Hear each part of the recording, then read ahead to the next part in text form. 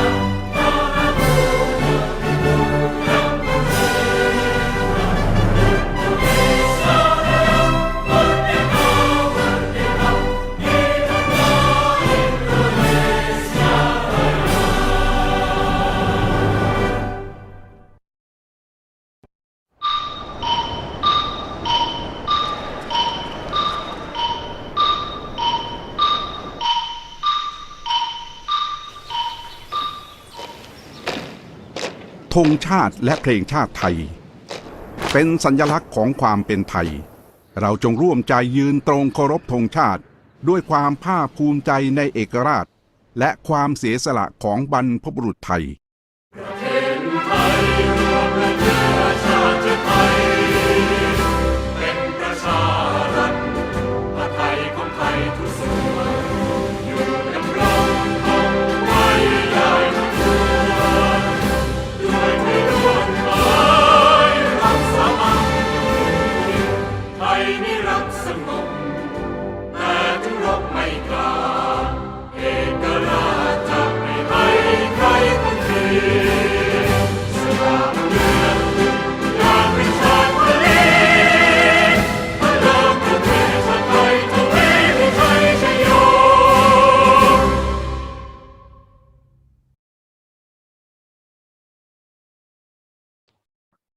Thank you.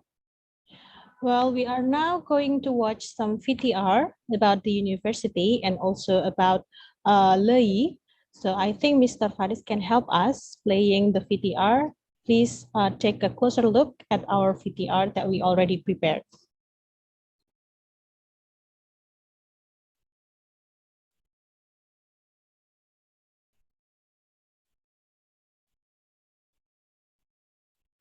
Welcome, LEI, the city of the Sea of Mountains, the coldest place in Siam, 3 beautiful flower seasons, the aristocratic land, and clean town. LEI Primary Educational Service Area Office 2 is under Office of the Basic Education Commission, Ministry of Education.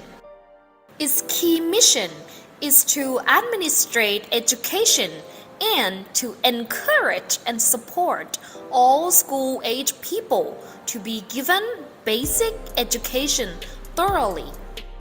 It is run by Mr. Prasit Kamking, the Director of LEI Primary Educational Service Area Office 2, together with 3 Deputy Directors, Mr. Wallop Vibulgul, Mrs. Saranya Buddha, and Mrs. Supinya Wongnam. There are 6 districts under the Educational Service Area Office: Wangsapung, Phukradung, Nong Hin, Phuluang, Phá Khao, and Erawan. There are 155 schools affiliated in LEI Primary Educational Service Area Office 2, with 20,756 students, 1,331 teachers and school directors, and 77 officers of LEI Primary Educational Service Area Office 2. LEI Primary Educational Service Area Office 2 has operated the strategy and policy of education management. Especially, promotion of English teaching was taken as a guideline. Thailand and Indonesia English learning development since 2019 to 2021. Memorandum of Understanding on Academic Collaboration in English Development on November 4, 2019. 12 of the first batch internship students for 2019 with on-site teaching practice in 11 schools. Participate in operational planning meetings. Internship students were trainers in mobile English learning center activities. Thailand, Indonesia English learning development reflection between University Muhammadiyah of Gresik and LEI Educational Service Area Office 2 on March 13, 2020.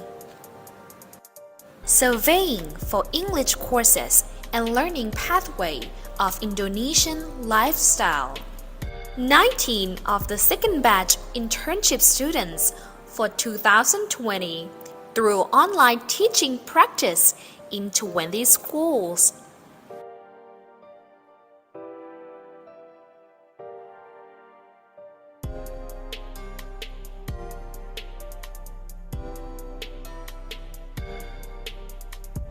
Ten of the third batch internship students for 2021 through online teaching practice in 7 schools.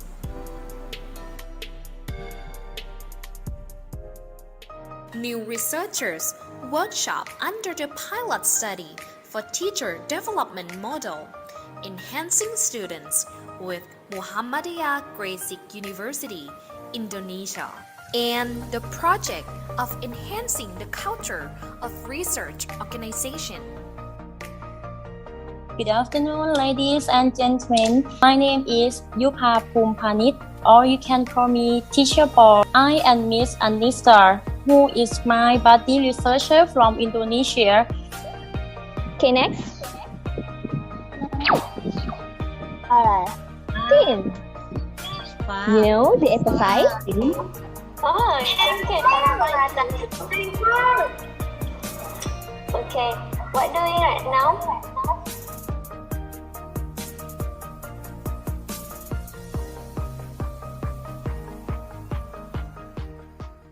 I'm Navaporn Nathayai at Chumchon Nong Hill School, and I had buddy in the research meet Sophia Du Najas. She is very smart and takes a lot of research. Thank you so much.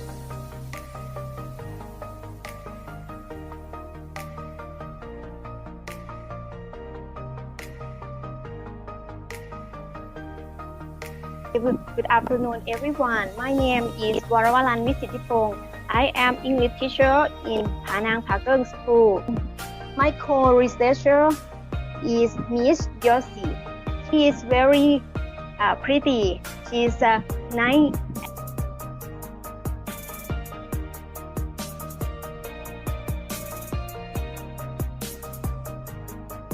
Good afternoon, everybody. My name is Tawini Ponsa from Ban Chung Yai School, which is the small school located in Phukradung, Loi Province. My co-researcher is Miss Tasia, and we have been working together really well. And I think this collaboration is a good opportunity for me to learn and grow as a teacher. Today we are going to learn some new vocabulary, and the first word is name. Repeat after me. Name. One more time. Name. Good job.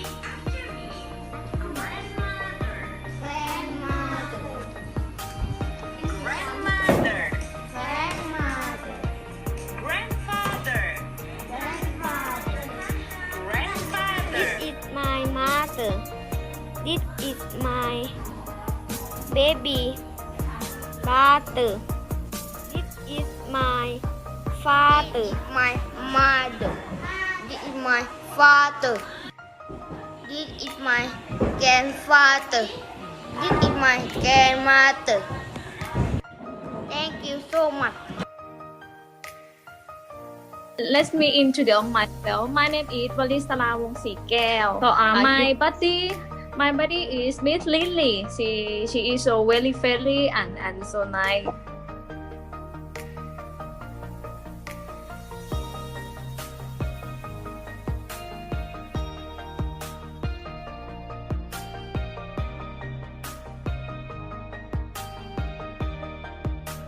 Good afternoon, everyone.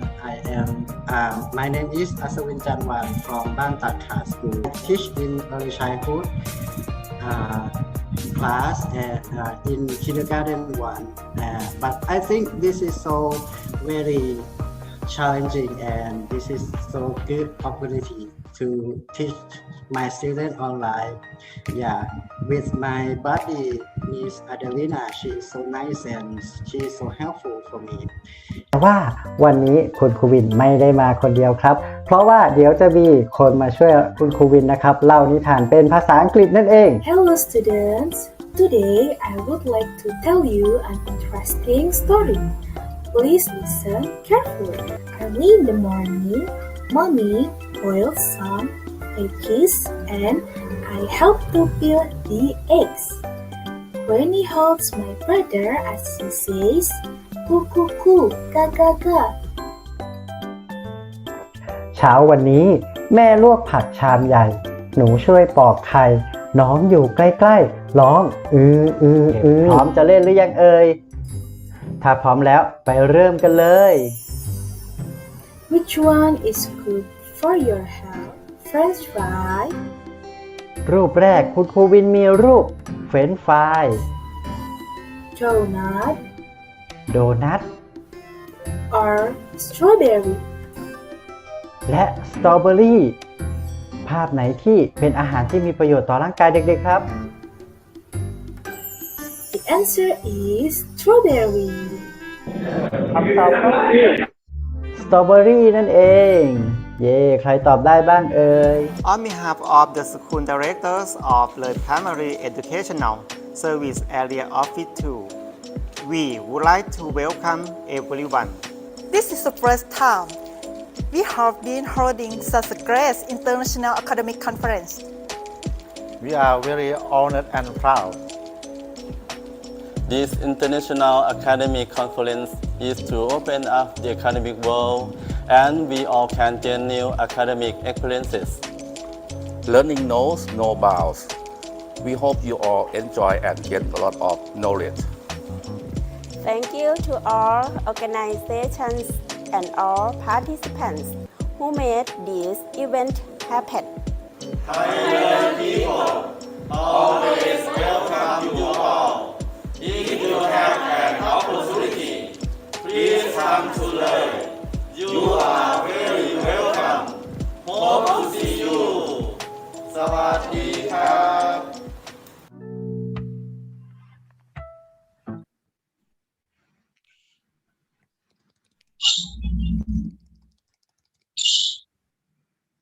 Well, Excellencies, participants, ladies and gentlemen, we are now going to listen to the welcoming speech and opening remarks delivered by the Rector of the University of Muhammadiyah Gresik. Please welcome Dr. Eko Budi Laksono, STMT. Time is yours, sir. Thank you, Mrs. Rizka, the Honorable Dr. Tira Bawangkananta, Senior Advice in Networking System and Participation Development, OPEC, Ministry of Education, Mr. Prasit Kamking, Director of Lay Primary Educational Service Area Office 2, or Lay Pesau 2, Mr. Walop Wibongkon, Deputy Director of Lay Pesau 2, Mrs. Saranya Buddha, Deputy Director Lay Pesau 2, Mrs. Supinya Wong Nam, Deputy Director from Lay Pesau 2, Mr. Mahita Promli, Head of Supervision, Monitoring, and Evaluation for Educational Profession Group of Lay Pesau 2, Dr. Wanida Simpol, Senior Supervisor, Lay Pesau 2, Dr. Supacai Janpun, Director of National Institute for Development of Teachers, Faculty, Staff, and Educational Personnel from NITTEP, all of Vice Rector UMG, Chairman of UMGCINMATIC 2021, Speakers of UMGCINMATIC, Committee of UMGCINMATIC, all of presenters, and all of participants. Assalamualaikum warahmatullahi wabarakatuh. Good morning. I would like to introduce myself. My name is Eko Budi Laksono, as the Rector of Universitas Muhammadiyah Gresik, Indonesia. I would like to say welcome for all presenters and participants to the first UMG Social Science and Humanities International Conference 2021, call it UMGCINMATIC 2021 by Universitas Muhammadiyah Gresik. UMGCINMATIC is conducted to accommodate experts to discuss the latest educational issues during the COVID pandemic. The conference is also co-hosted by Lay Primary Educational Service Area Office 2 Thailand and Eastern Visayas State University Philippines, with some experts from 4 different countries, including Indonesia and United States of America. We really hope this conference serves you beneficial insight related to current issue in education. In this moment, I would like to also deliver my insight about countermeasure of COVID pandemic, academic community stand with resilience and recovery.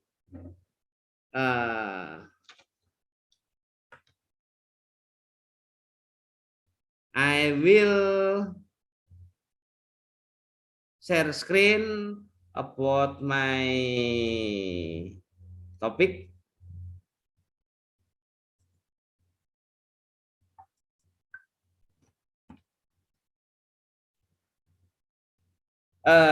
My topic is countermeasure of COVID pandemic, academic community stand with resilience and recovery. The background of my topic, the COVID pandemic. Sorry.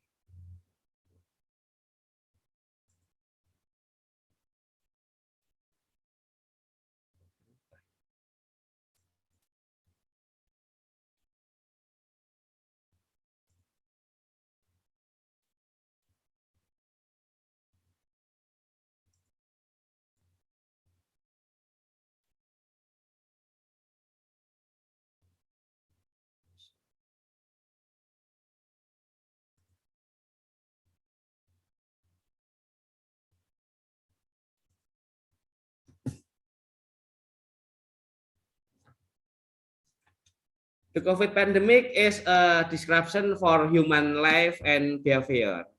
The COVID pandemic is a trial from God, where like it or not, we must deal for countermeasure with quick and precise. Declared as pandemic on March 2020 by WHO, the COVID outbreak has resulted in more than 290,000 deaths and more than 4 million infected individuals across the globe. COVID has infected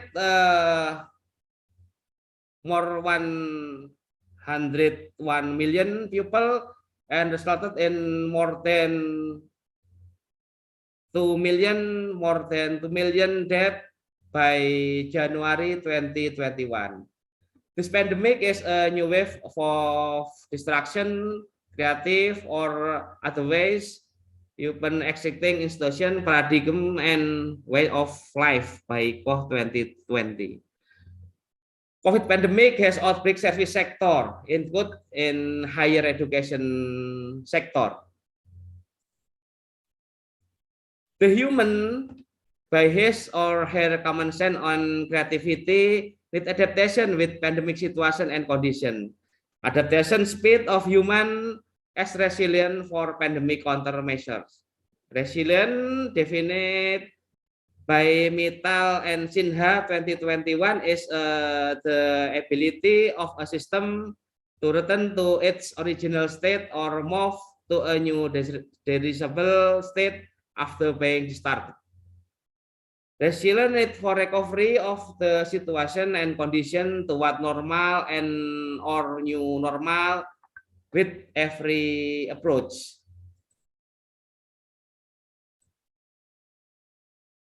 about resilience and recovery, Holy Quran said, A'udzubillahi minasyaitonir rajim. Bismillahirrahmanirrahim. Innallaha la yughayyiru ma biqaumin hatta yughayyiru ma bi anfusihim. It means Allah will not change the condition of a folk until they change that which is in their heart.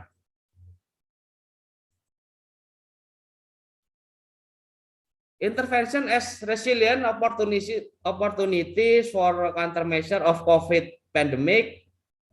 Baikoh focus on job creation, invest in public infrastructural works, crowd control, regulation by government, and protecting the environment.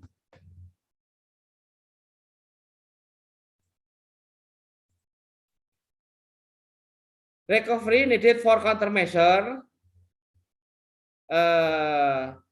Recovery toward normal or new normal condition.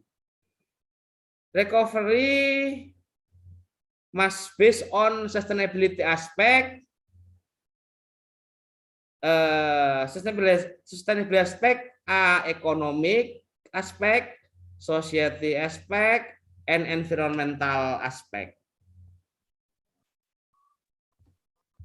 So, as you how academic you community stand for countermeasure of COVID with resilient and recovery strategy? One, we as mediator for of actor that affected of the COVID. Two, activities optimization of education, research, and community service as main driver of the higher education. Three, optimization of health protocol anywhere. Then, maintain of productivity and customer and or stakeholder satisfaction.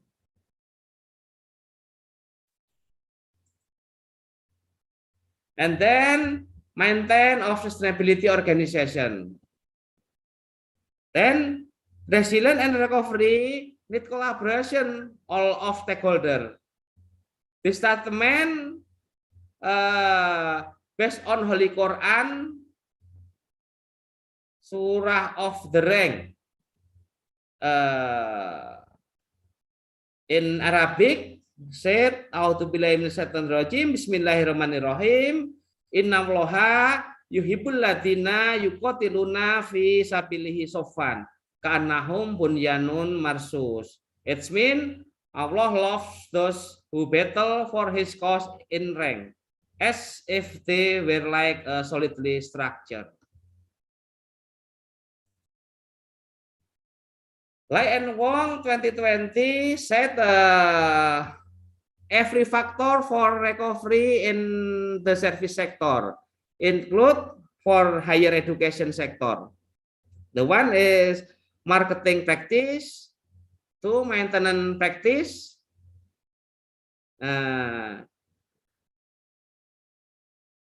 three epidemic prevention by implementing strict health protocols, human resource, governmental assistance.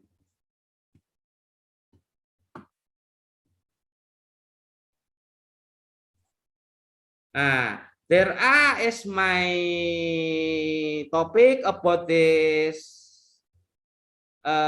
international conference. I hope this my statement can be discussed of all participants. Thank you, Ms. Rizka Batubara. Thank you very much, Dr. Eko Budi, for the welcoming speech. Now, the next speech will be delivered by the Deputy Director of Lay Primary Education Service Area Office 2, Mr. Walop Wibunkun. Mr. Walop Wibunkun, time is yours.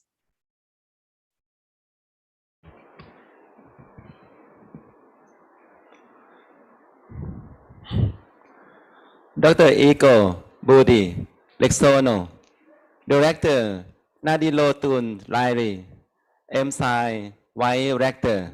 First, Dr. Sukaris, Director of Research and Community Service Center. Palina, MPD, Chairman of UMGCINMATIC, on Administrators of University Muhammadiyah, Gresik, Indonesia, and distinguished guests. It is my great pleasure to welcome to the first UMGCINMATIC Rethinking Education during COVID-19 era, challenge and innovation, that is an academic collaboration between Indonesia and Thailand. This MOU aims to 1. Joint collaboration to increase educational opportunities, enriches the educational environment and exchange academic information and cultural awareness about both countries. 2. Visits by an exchange of students, teachers, and administrator for training, workshops, and discussion in English learning development. 3. To increase international contacts and enhance international understanding between the country in Association of Southeast Asian Nations, ASEAN. I hope that the cooperation between Indonesia and Thailand will increase international contacts and enhance international understanding. Thank you very much. Thank you. Thank you very much, Mr. Wibonkun, for the speech. Well, ladies and gentlemen, we are now continuing our event to the next agenda, which is to hear some presentations from the keynote speakers. Before coming to the keynote speaker session, I would like to inform all of the presenters and the participants, please do join the whole agenda of this conference until the end of the event today. In the order, you can take your certificate after completing your attendance and participation. Well, now, for our next agenda, we'll be guided by our beautiful moderator. Please welcome Miss Paulina. Miss Paulina, time is yours. Paulina. Thank you so much, Bu Rizka. Good morning, everyone. The Honorable Rector of Universitas Muhammadiyah Gresik, Dr. Eko Budi Laksono, and Dr. Tira Bawangkananta, Senior Advisor in Networking System and Participation Development, OBEC, Ministry of Education, and Mr. Prasit Kamking, Director of Loi Primary Educational Service Area Office 2, Thailand, Vice Rector 1 of Universitas Muhammadiyah Gresik, Nadilatul Laili MPSI, Mr. Walobi Bongkon, Mrs. Saranya Buddha, Mrs. Supia Wongnam, Mr. Mahita Formly, Dr. Wanida Simpol, Dr. Supachai Janpun, and all speakers in UMGCINMATIC, all presenters and all participants, and also all committees. Allow me to introduce myself. My name is Paulina. Today, I will serve you as the moderator of this international conference entitled UMG Social Science and Humanities International Conference, which is this year is conducted this time at UMG. The conference today will bring an interesting topic, namely rethinking education during COVID-19 pandemic. And we will talk about challenges and innovation. I'm sure during this pandemic, we have a very hard effort on the challenges, especially on digital transformation, on education, how we face all challenges and create innovation. We have gone through all this. And today, we'll see this challenge and innovation experience from some reviews from different experts from 4 countries, Indonesia, Thailand, Philippines, and USA. So today we have 6 speakers with me. Let me greet them. The first one is Dr. Tira Bawangkananta from Ministry of Education, Thailand. Good morning, Dr. Tira. Good morning. Selamat pagi. Selamat pagi. Thank you. And next is Dr. Yudi Arifani from Universitas Muhammadiyah Gresik. Good morning, Dr. Yudi.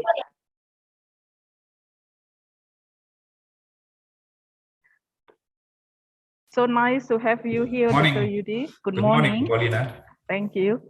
And next is Dr. Wanida Simpol from Loi Primary Educational Service Area Office 2, Thailand. Good morning, Dr. Wanida.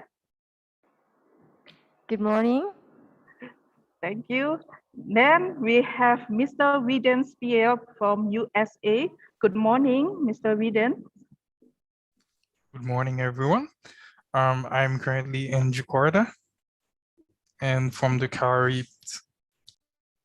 Thank you, Mr. Widen. Next, we have Dr. Jeffrey Ochai from Eastern Visayas State University, Philippines. Good morning, Jeff. Hi, good morning, everyone. Hi, Paulina. Glad to meet you again. Yeah, looking So forward lucky to have you to some here. lectures. Thank you, Jeff. And the last one, we have Dr. Tumirin from Universitas Muhammadiyah Gresik. Good morning. Good morning, Dr. Tumirin.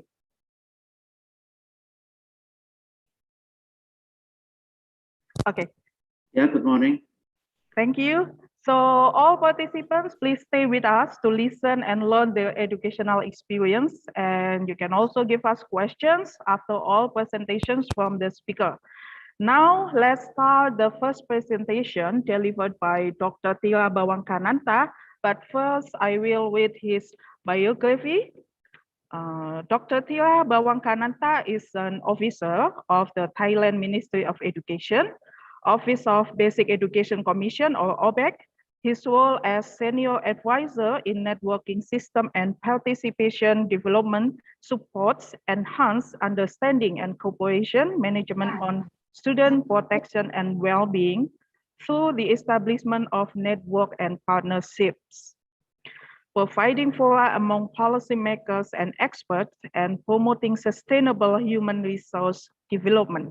Prior to his current role, Dr. Tira held at different times the positions of Director and Deputy Director of the OBEC Student Protection Task Force Center, which is a coordinating center that helps students who have experienced physical and psychological violence. Now, please welcome Dr. Tira Bawangkananta.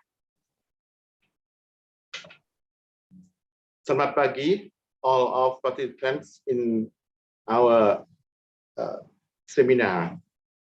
I would like to say to you that this is the big day for joy to work together between Thai and Indonesia, like for UMGCINMATIC 2021 to collaboration in academic any size. I mean that including how to take care of the children, how to develop our children. I think it's not only in the Indonesia, Thailand, the next, and we enlarge among ASEAN countries, and hope to join more and more, because I'm saw from your video that you work together like a locally connection closely and have actively. So we hope this this seminar will start a lot of network and collaboration closely between Thailand, I mean, especially the Primary Educational Service Area Office 2nd and University of Muhammadiyah, Gresik, Indonesia. Normally, 3 years, the past year I ever work in closely with Indonesia because I'm governing boards of Cecep. You know Cecep? Cecep is in Bandung. And we take care about childhood education and parenting in ASEAN. So this seminar is important for us to work together among ASEAN countries, and hope the way we join can develop more and more, especially one teacher of Indonesia and one teacher of Thailand join together is better of our network. Because I saw the last video that you present, we can learn each other with one teacher and a teacher in Thailand and one teacher in Indonesia, and we can understand each country cultural, country way, including learning. So I'm so proud that to stay here for today, that to saw our teacher can work together, and this is the aim of ASEAN countries. So in education side, maybe I think is now I think can say to another country that we have already between Thai and Indonesia, and we improve them and develop them more and more. Next year, I hope to see another countries can be guests in our academic collaboration in this seminar. So this one is we have the new way of new normal. The new normals have start something, but develop something. We can see the new era that you think era for the way to learn, the way to study, challenge, and innovations that do this theme for this year. We can enlarge about by half of both office, like Loi and Gresik, University of Muhammadiyah Gresik, together to enlarge the teacher among our country to join more and more, to learn, to work together, to study together, to develop our child together. So it's not the last, but it's just a start the way we do together. So I hope and watch on behalf of OBEC, I mean Office of Basic Education, Commission Ministry of Education. I so proud and wait to see more network than this, and I follow this connection to help, to support. Thank you for you all to work together. Democracy, and thank you. Thank you so much, Dr. Tira. I agree that many of us should work together to improve the education system. And then I hope that we have more countries joining our collaboration later. Thank you so much once again. Then we come to the next speaker, Dr. Yudi Arifani, MPD. Dr. Yudi, good morning. Good morning, Bu Paulina. How are you? Okay. I'm good, thank you. How about you? Very nice book. Excellent. Okay. Good. Okay, Dr. Yudi, before you present your material, so I would like to read your biography. Dr. Yudi is an associate professor in Universitas Muhammadiyah Gresik. His competence is in EFL teacher professional development, technology-based language teaching and learning. He obtained his Doctor of Philosophy from Universitas Muhammadiyah Malang in the field of English language education. He was also a visiting scholar in Ohio State University. He has several publications, mainly on teaching English on EFL learners. He is also currently a reviewer on some reputable journals, and he was also granted some research grants from the Ministry of Education. And please welcome Dr. Yudi Arifani. Okay, thank you, Bu Paulina. Could you please share screen, please? I would like to share screen.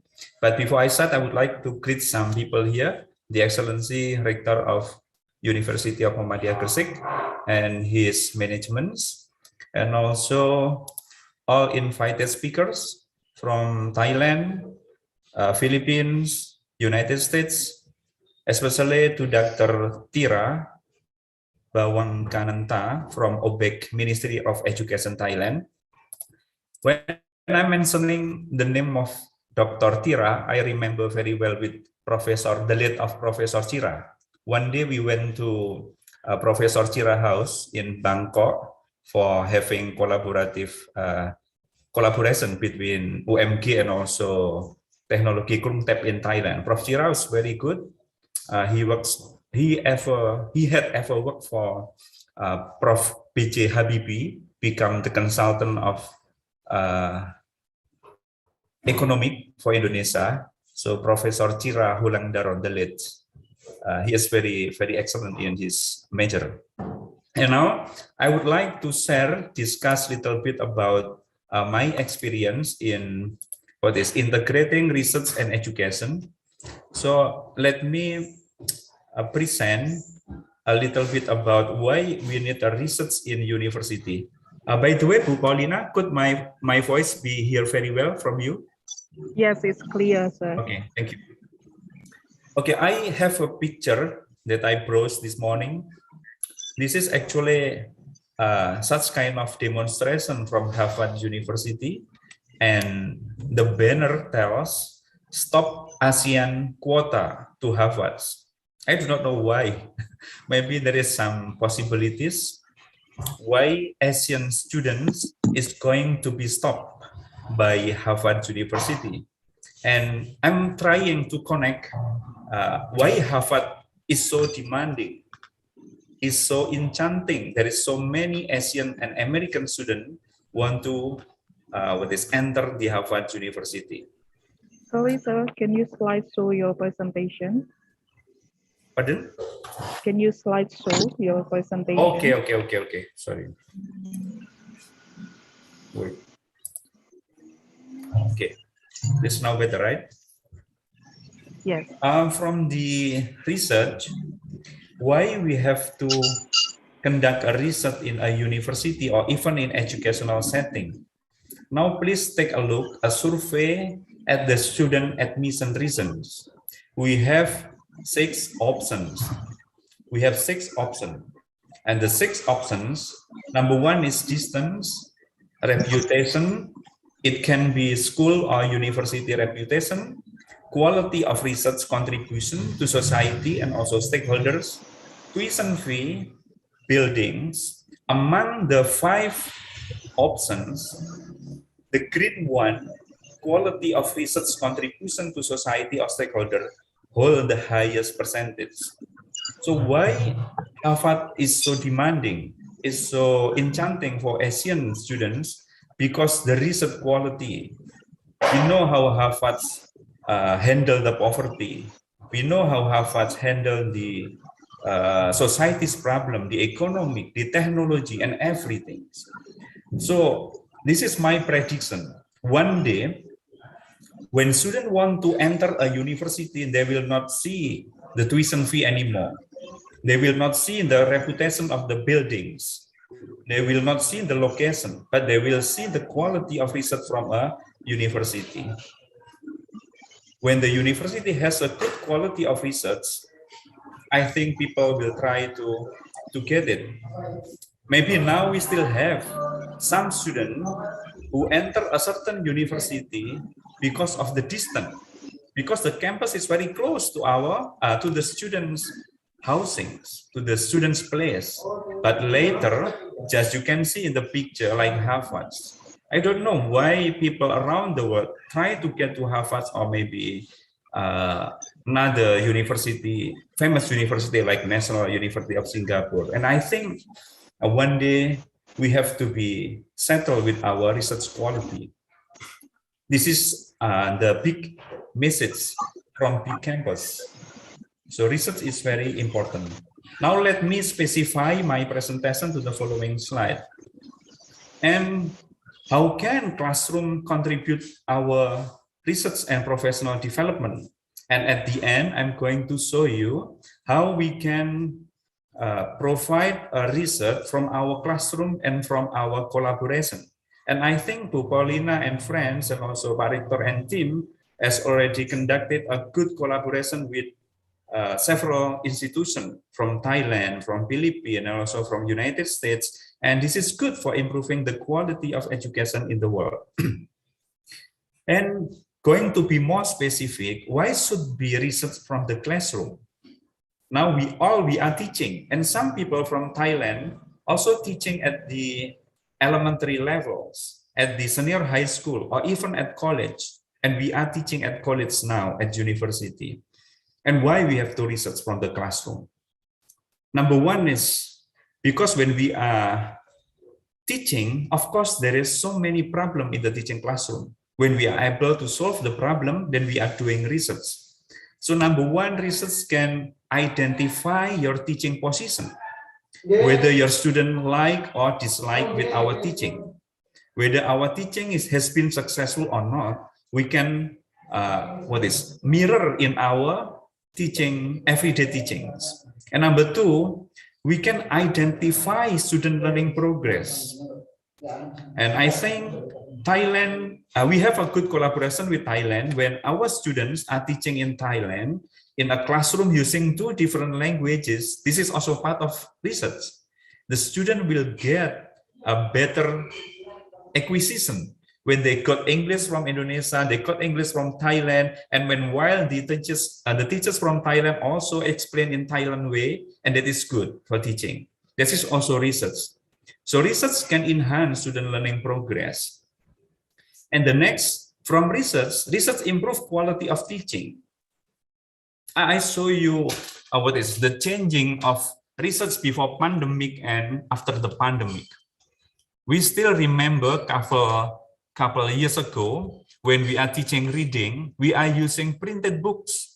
But because of the COVID outbreak, we cannot use printed book anymore. Why? Because we do not meet the people in a school. So we use digital, we use internet. And reading using printed book and internet-based reading are very different. We have a different, cognition process, and I'm studying on that. So now, pandemic actually a good reminder for us how we can improve the quality of our research and teaching. I show you an example of teaching reading using printed books, where people just read, comprehend the text, but now using internet, and the student have to browse, the student have to find the keyword, the student have to find the exact website of the article, of the passage that we are learning. Those are the differences between traditional teaching, face-to-face teaching, and also online teaching. We have to research about that one. So in our curriculum, next time, although it is in university, elementary school, we have to teach our students digital reading skills, internet, digital literacy skill, or even internet reading skill, because we have a pandemic outbreak, and we have done with it now. And the next reason why we have to conduct a research in the classroom, Yeah, sometimes, sometimes this is also very promising. When you go to abroad, when you want teaching abroad, you have to have a research. We cannot teach abroad without reputable publication. We got funding from research, and we got scholarship from research. And the next one, the reason why we have to research from the classroom, reading, when we are research, of course, we are reading, right? And reading improve yourself. We cannot imagine when we are teaching reading using printed book, and the book is very old. And now the era is changes. The era is not printed anymore. The era is digital era. And we have to change our curriculum into digital era because we have moved to what is, we already left our old experiences. Now we are moving into uncertain technological era. And research can provide us with good reputation. This is the advantages of why we have to research from our classroom. And we go to the next slide. How can we apply research in the classroom? And from the research, we can improve the students' learning.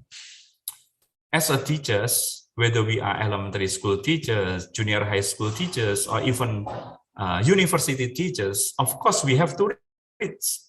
We have to read articles. Why we have to read articles, not book? Because research is dynamic. Every second, research is moving.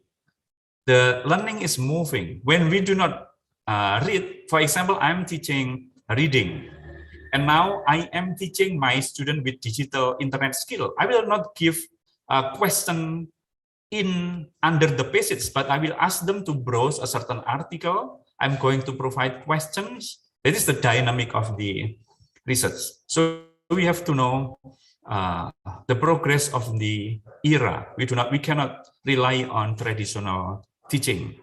That we have to read.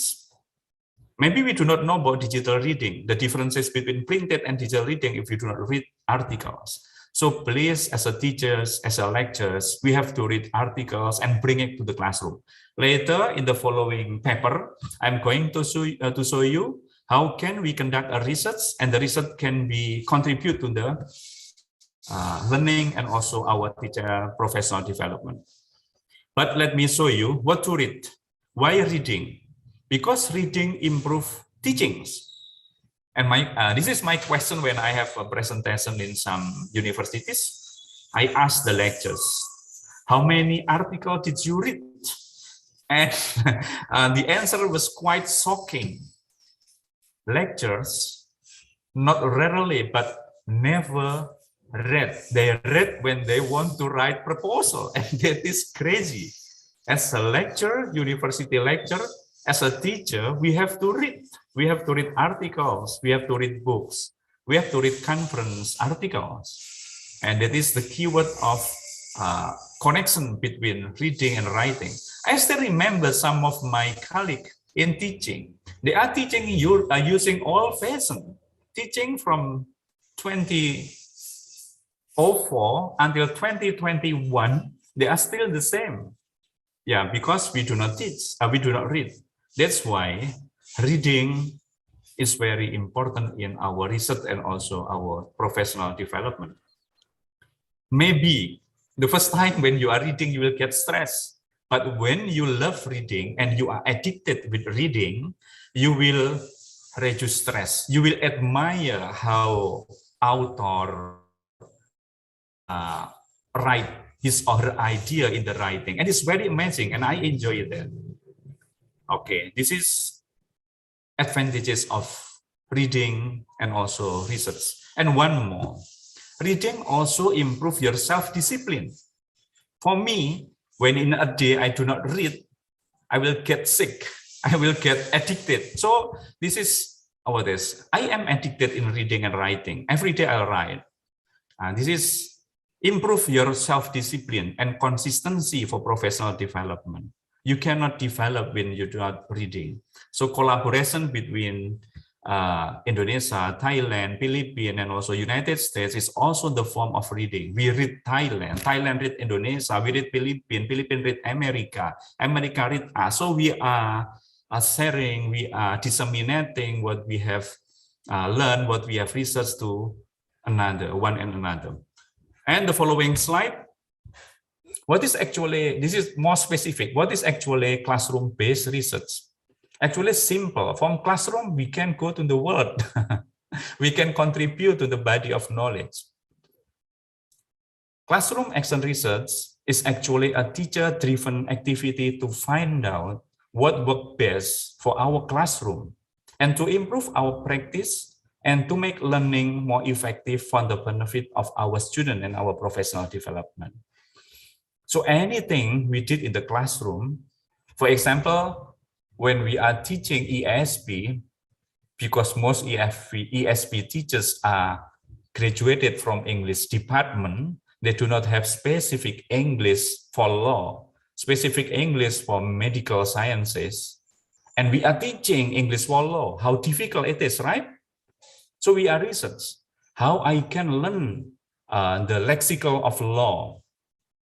So we need how to harmonize between English teacher and law teacher. They have to collaborate. So the student can learn not only English, but they can learn the content discipline of the law, medical sciences, economic, for example.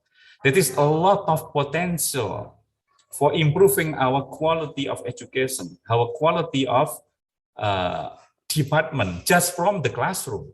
When you are aware that we have weaknesses in our classroom and we see how others solve the problem, and we can do similar research, we can do different research to contribute to the enlightenment of education. Actually, this is the art of research and very nice to be done by all teachers and all lecturers. And doing classroom-based research provide advantage. We have database evidence. For example, when I am presenting like this one, why my audiences watch at me or not, that is actually database evidence. When the audiences are attracted with my presentation, I'm be happy, but I'm not satisfied. I have to find more. What should more I give to my audiences? That is database evidence. And classroom-based research also provide better teacher for professional development. Actually, the cheapest way for professional development is reading and research from the classroom. When you are attending seminar in United States, we go to United States for just attending one day seminar. Maybe it is okay, effective, but costly, right? When I go to Thailand, yeah, this is quite close, only 3 hours by plane. And this is cheapest way is reading, research from our classroom for better collaboration and research. And research also provide direct impact of teaching. I give you example. For example, this is my experience in observing group discussion in my university. In my postgraduate program, for example, one teacher assigned 5 students to work outside of the classroom. And the classroom consists of 40 students. So we have 8 group, right? And every group discuss outside of the classroom, maybe in A house, in B house.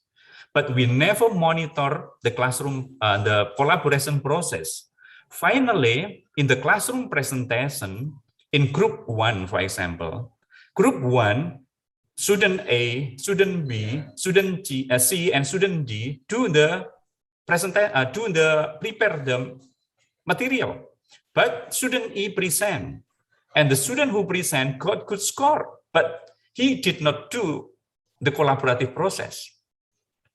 This is a potential of research. How can we improve out classroom collaboration process? Should we implement collaborative process like this one? You have to use another way to improve the quality of teaching. This is example of small research, but very contributive to the body of knowledge in the world. So when you can find effective way of collaborative process out of classroom, it will be used by another institution. Maybe at Philippines, oh yeah, I'll follow you this collaborative process. I will not let the student work outside the class without being monitored. That is the example of potential of research in the classroom. And we still have so many examples. And the next one, we can find some areas. My first example, I show you how to research in classroom using collaborative process. We have to leave.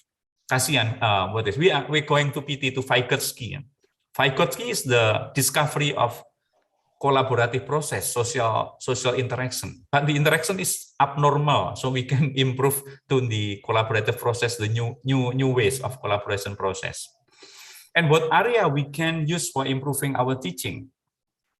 Syllabus, we can see our syllabus, whether our syllabus impact student learning or not. Our teaching media is acceptable or not. Our course content is all to date or up to date. We can reflect. Every time we are teaching, we can reflect the quality of our syllabus design, teaching media, course content. Even in the implementation and also evaluation, we have to see the whole teaching process. And the next one is that how do a research from the classroom? This is the simple way. For example, I give you a simple example. I am teaching research in my postgraduate program. In the middle of research, I took some article from Scopus of SSJI Index Journal, and I just focus on the literature review. While I am teaching research, I'll try to implement how the student can improve the quality of literature review, because literature review is the most important part in research. Without synthesizing literature review, you will not be able to do research. Then finally, I can publish from my classroom. I can contribute to the body of knowledge, and it can be used by another teachers in the world, and maybe they will follow my way. Oh yeah, I'm going to teach literature review using this version. So I'm going to take research class, and 6 meeting will be used for understanding literature review. That is the way we can find the area of research in the classroom. The next one is that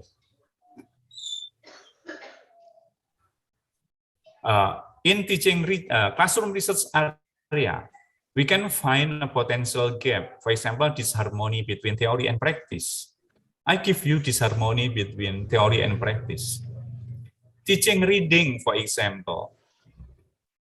If you are teaching reading in elementary school, junior high school, senior high school, or even college, have you visited ERA website? As a teachers, we have to. You have to visit International Reading Association. See what is international standard of reading for elementary school. If not, we are going to get lost. We are not fulfilling the world standard of reading. So this is example of finding a gap from our classroom. For example, again, this is COVID era. We cannot have face-to-face teaching. I do not know whether teachers teaching in traditional way different from teaching in COVID era using online medium. If the same, this is a big question. We have to find what are the differences between teaching before pandemic and teaching after the pandemic using online medium, online platforms. That is good to write from our classroom. Again, assessment, for example. In my traditional teaching, I assess my student using tests, using quizzes, using a formative assessment, portfolio. But in online teaching, did you apply the same? When we apply the same, we are not learning because this is changing, right? So you have to find, and when you can write what is the differences between teaching, assessment, between traditional and also online teaching, this is a big contribution for the body of knowledge. So this is very, very useful for improving the quality of our classroom teaching and also professional development and also students learning. And this is also another solution how we can do a research from the classroom. Just think about the possible research design at its supporting instrument, for example. When we are teaching our reading fluency, we have to read instrument for fluency. So we do not based on our opinion. We can look at how different experts assess our student speaking fluency, our student pronunciation. So that is, we use instrument published in article in our classroom. When you are assessing student writing, you have to find instrument how to assess writing. So you can, how well our student fulfill the standard of international standard. So we know our position. That is the importance of bringing research to the classroom. I think that's all, Bu Paulina. That's all my presentation, and I would like to invite some questions. If you have a question, again, thank you for this great opportunity to present in front of the featured invited speakers and also all of the audiences. Thank you. Thank you so much, Dr. Yudi. It's a great presentation. So we believe that research is really important in the classroom. Okay, and then I like your statement that reading reduces stress. Yes, I agree with that. Okay, so we will move to the next speaker, and then we will have a discussion session for question and answer, Dr. Yudi. Okay, so thank you so much, Dr. Yudi, for your great presentation. ขอบคุณครับ สวัสดีครับ oh ขอบคุณครับ I forgot about Thai languages ขอบคุณค่ะ yeah couple years ago I say ยินดีต้อนรับ to Ila Surabaya to Dr. What's this Hataikon from Contact. Is it good pronunciation in Thailand ยินดีต้อนรับ Ila Gresik yeah thank you Dr. Yudi.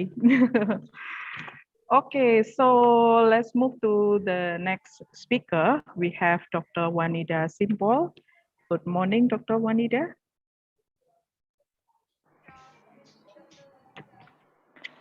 Good morning, everyone. Ladies and gentlemen, thank you so much, Ms. Barina. Yeah, how are you, Dr. Wanida? I'm very nice. And okay, so I will read your short biography first, Dr. Wanida. Okay, so ladies and gentlemen, Dr. Wanida Simpol is a supervisor of a supervision, monitoring and evaluation for educational professional group, LEI Pisau 2. She has an experience in teaching English for 14 years. She finished Master of Education in Educational Research and Doctor of Philosophy in Educational Measurement and Evaluation. So she is also a researcher at the Office of the Basic Education Commission, or OBEC. She passed the training for the trainers in research course of the National Research Council of Thailand and got Outstanding Research Award. She is professional in academic work, so she funded from the National Institute of Educational Testing Service, and her works have been disseminated in several journals and sites. She loves to coach teachers to develop English teaching and to do excellent research. Okay, so please welcome Dr. Wanida Simpol. Thank you again, Ms. Parina. Today is my great pleasure to join our collaboration today.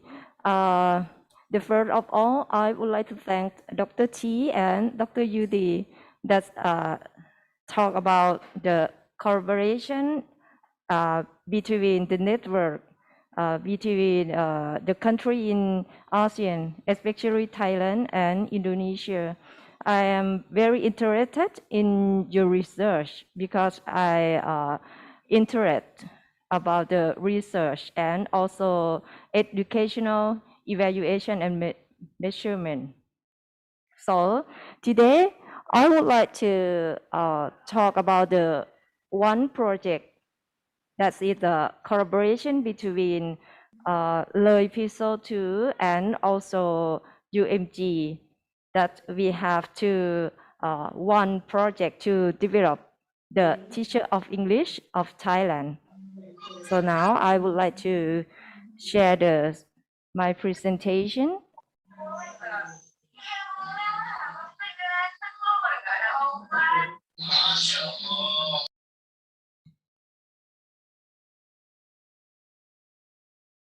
Parina, can you see? Yes, we can see it, Dr. Vanida. Can you slide show? This is the full screen, right? Full screen or not? Not yet. Not yet. Can you slide Really? show? Okay, once again.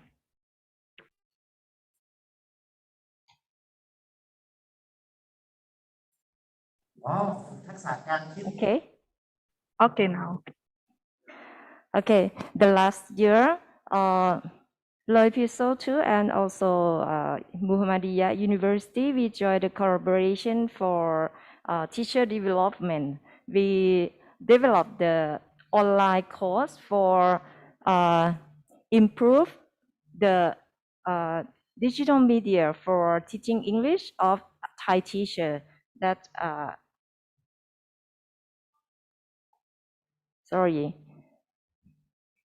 That's continue to improve the competency in creating English for teaching. So the first, I would like to talk about the need and the problem. The first, the education in the 21st century. This is a technology-based paradigm. It cannot deny that the technology played an important role in teaching English because the digital media helped the student to understand and easily for teacher to decide the teaching. So it is very important that teacher will change the lesson design to become the facilitator to design learning activity that encourage the student interacting. So, however, we meet the COVID-19 pandemic last year, so many schools in Thailand are closed and the teacher cannot go to school, cannot meet the student. So we have a problem, and the technology can help to the student to access the learning with the teacher. So many teachers in our service area have no skill to create the digital media.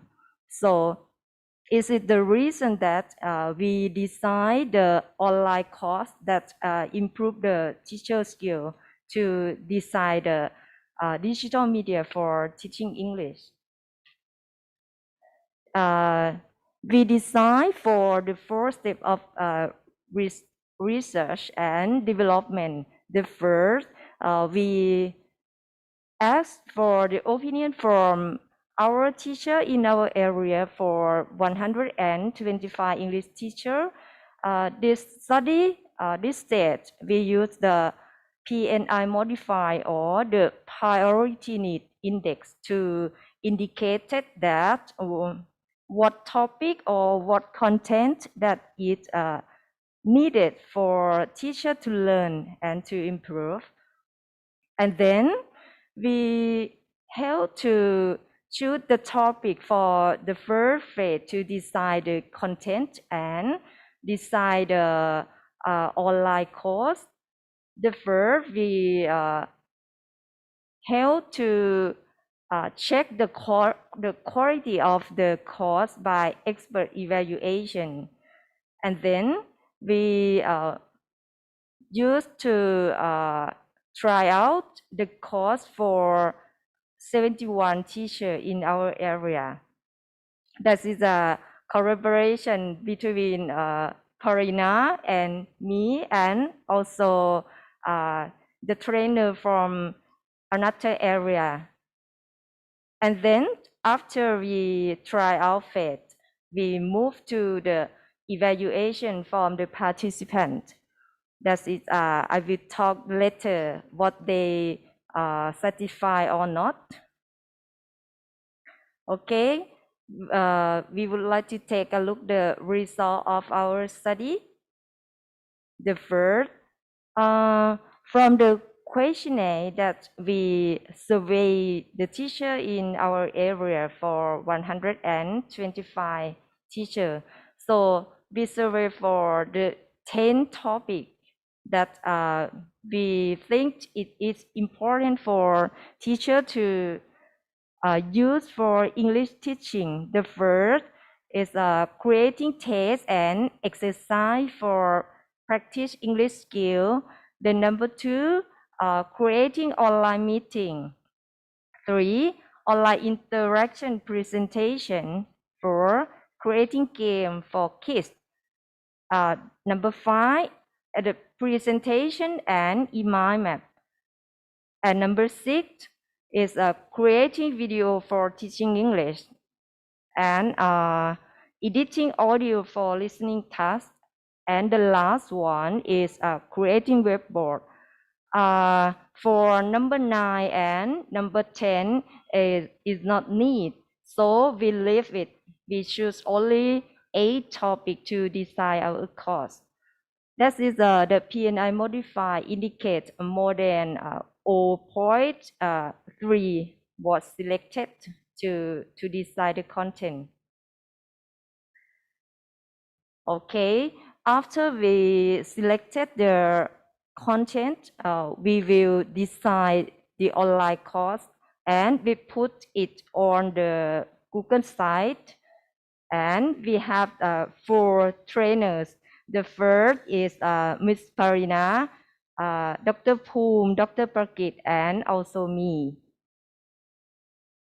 The course design and the method, we use a video that the teacher can access to learn and practice. Okay, now I would like to invite Ms. Parina to talk about the details of the content that we design on the online course. Okay, Ms. Parina, please help me. Okay, Dr. Wanida. So it's really honor for me, okay, to present with you here. Actually, maybe I just give a little addition.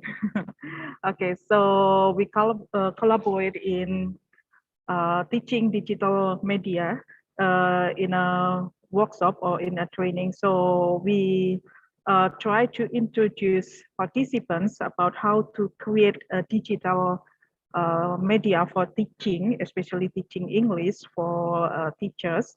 And then we have some application that we use. The first one is hot potatoes. It is used for creating tests and exercise, because in this application, we have some kinds of tests like quiz, and then we have crossword, and then we have a jumbled sentence as well. We can make it as quiz, and we can also make it as games. So it is really interesting for teachers to teach students.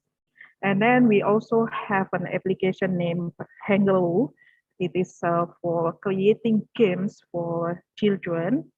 Okay, and actually Hangul is a very popular game. So usually we can just download and play it. But in this training, in this workshop, we introduce them how to create these games. Okay. And then the next one is we have eMindMap, eMindMap application. Here we can use this application for presenting. So sometimes we only use PowerPoint presentation for presenting, but here we can use another platform, which is eMindMap. And then we also introduce teachers about a slide master, how to create a good template, our own template in presentation. So actually it is not application, it is available on our PowerPoint presentation, but we never use it. So maybe for everyone, you can just check your PowerPoint presentation and then you can there. Then we also introduce teachers about how to edit video, how to edit audio using Adobe Audition. And here we can edit and match and combine some audios into one, and then it is very useful for listening tasks. Okay, so that's my explanation about some applications that we use, Dr. Wanida. Thank you so much, Ms. Verena. You're welcome. This is the detail that is explained about the course that we designed together. And then let's take a look at the learning process. We start with the online application that we announced to our teacher. And then the teacher that interested the course can registration, and then they can create a communicative group that in Thailand we use Line application. Before we start the online course, we have a pre-test, and then attendant will self-learning that they can study from the video that we put on the website, and then they can practice and also create the media that they want to bring for teaching. And then we will have the online meeting one time before the post-test. After that, we will evaluate the score of the attendant and decide for the certificates. If they fail, they can relearn again.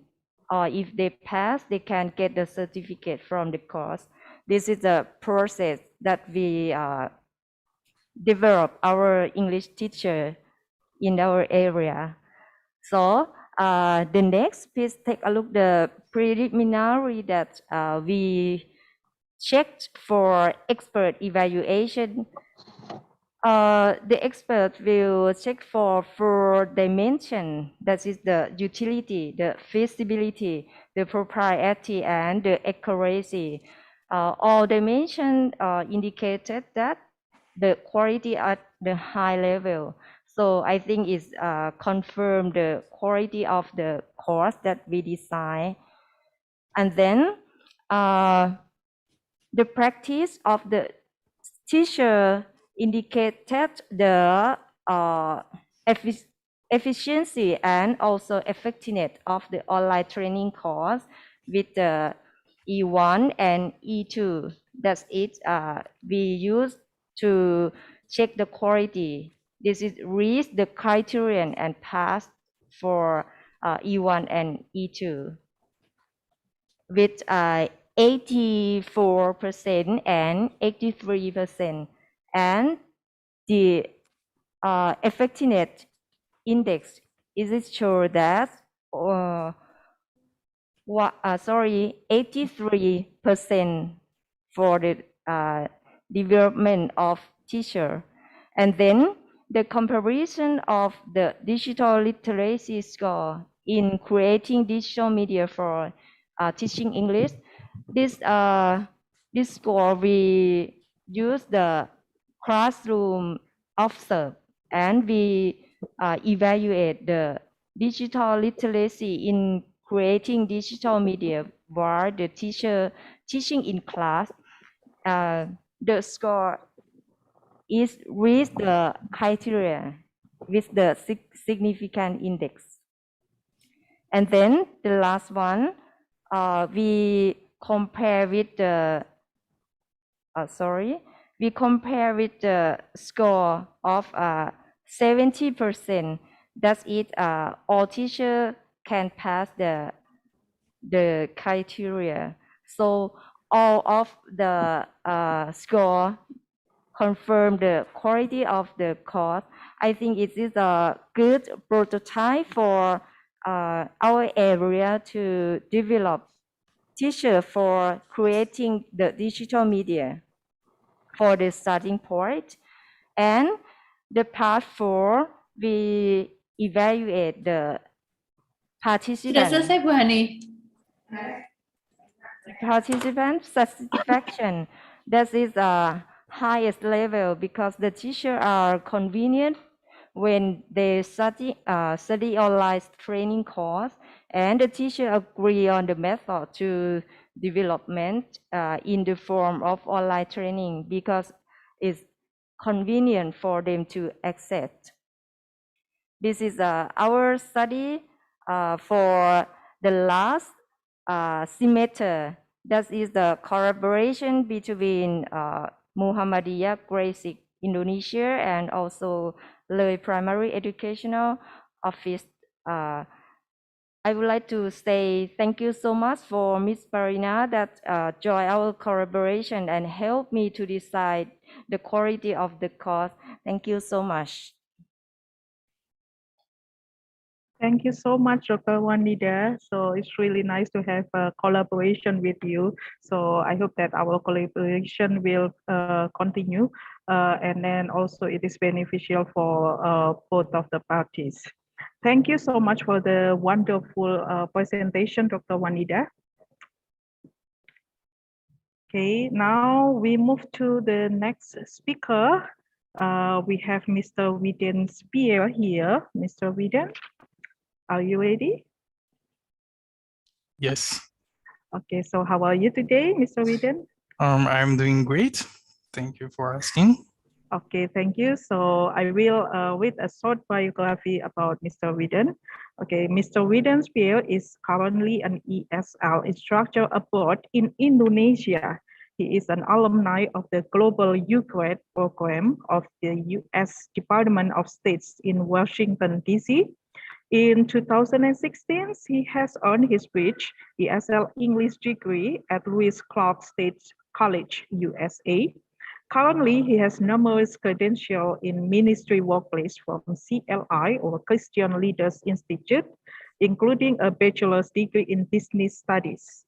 He has participated in the ITSP 2018, which is entrepreneurship program at Fort de France.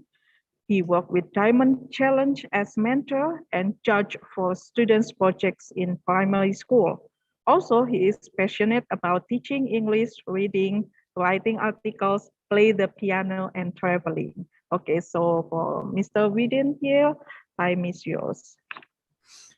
Okay, thank you so much, Mrs. Paulina. And also I want to thank Dr. Wanida for inviting me.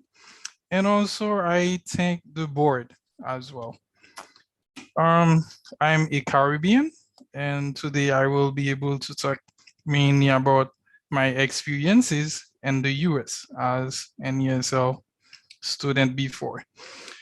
And let me share my screen, and then we will get started. Second.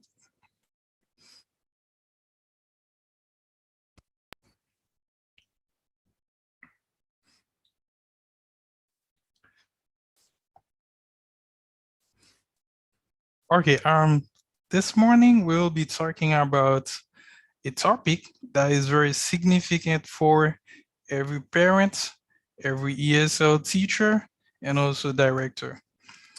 The scope of English proficiency using technology.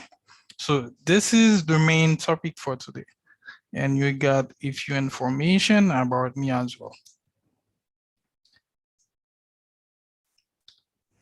Okay, if we want to talk about technology and how is it relevant to English learning, the first thing we want to talk about preparation for ESL classes.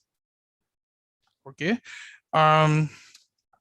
It is designed to help students in order to have access to core information and also to study abroad. If we want to talk about information, we are talking about the research, and also study abroad, we are talking about the students who wants to travel to study in another country. And the second thing we want to talk about is the integration of technology.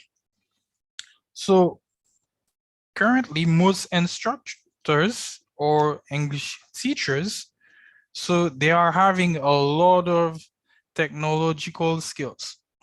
For example, they can use Microsoft.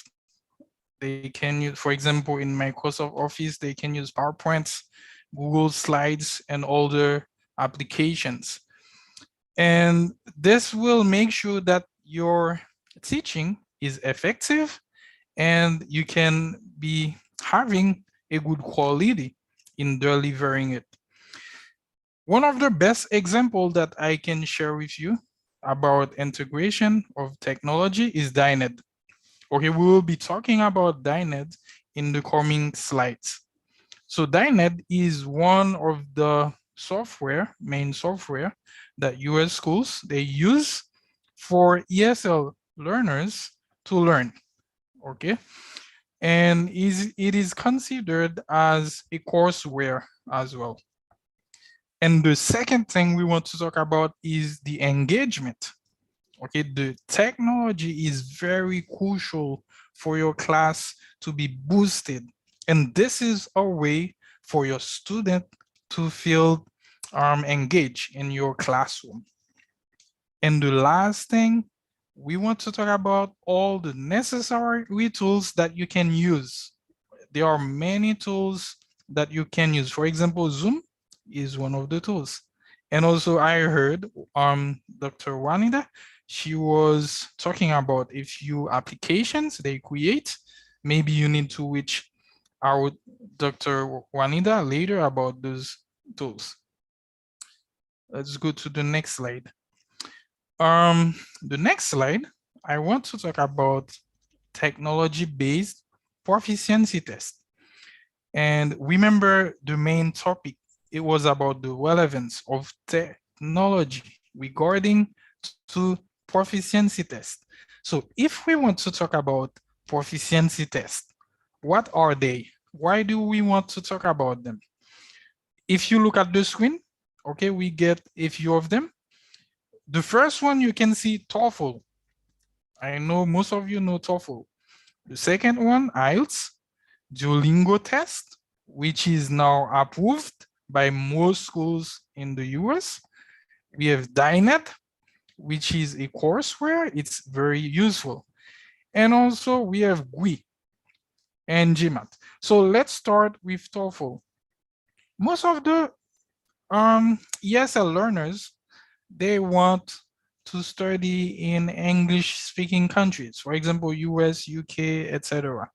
So they need to take a test to prove that they can speak English. And one of the best way to help students is to help them prepare those tests while being in the classroom. How you can help them is by helping them to learn how to use punctuation, okay, punctuation, grammar, the speaking skills, etc. All of them, they are very significant. What about IELTS? IELTS is the alternative to TOEFL. So if you don't want to take the TOEFL, you can take IELTS. And there are a few countries you will be able to see that use IELTS, and some others, they use TOEFL. For example, if you want to travel to North America, for example, Canada, particularly, you will take IELTS. But TOEFL is highly recommended in the US, but they still accept IELTS. So you see the difference. It's about the pronunciation. For example, what is your pronunciation? Is it based on UK, Australia, even though it's their second language, or the US? And remember that you have international English. So you can get your own accent. Okay, you speak English and your own accent. And the third one, I know it's very familiar to everybody. Since it's easy to use it, some people can say, oh, maybe Duolingo, so many people use it. Yeah, but actually, its test is very well accepted by universities and other institutions in the English-speaking countries. And then you can use it, okay? You can use it to help enhance your English and also your students. Okay, the next one we want to talk about DINED. Actually, DINED is a courseware. Even though you are in Thailand, you are in Indonesia, you can register your school. Last time I checked, I could see a few schools in Indonesia that are connected to DINED. And you know, I remember one time I used DINED before in my ESL learning at Lewis Clark State College in Idaho. So this is very helpful. You know, it's very helpful. So you can use it as well. And what about GUI? So remember, all the students in your classroom, they are not having the same goal. They don't follow the same career. They don't want to follow the same career in the future. So some students, they love math, but if they love math, they still need to speak. You cannot use math, for example, your counting number, and you cannot speak. So this is why they come up with GUI and also GMAT. So people who are in business. So one of the best way to learn or to speak English is to prepare your GMAT or GUI. So GUI is an alternative to GMAT, but they still give you the same thing. It's almost like the TOEFL. The only thing is that they add some math. Okay, in Indonesia, mathematics. All right, great. Let's go to the next slide. Okay, I will be playing a video about Veronica. She's a research scientist, particularly for ETS, and she's a TOEFL test taker from Germany. So you will hear her experience.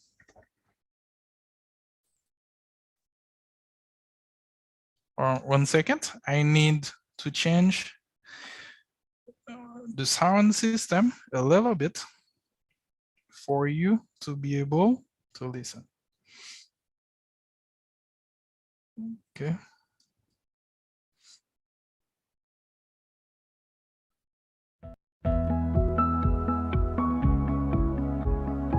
The TOEFL test is a test that actually assesses your English language ability, so how well you can speak, write, listen, and read. So expose yourself to English as much as you can. I read books, I watched a lot of movies in English, and yeah, listen to the radio, listen to audiobooks. All of these are things that you can do while you're in the car, while you're on a treadmill in the gym. So you can use every minute to just learn the language if you want and immerse yourself in it.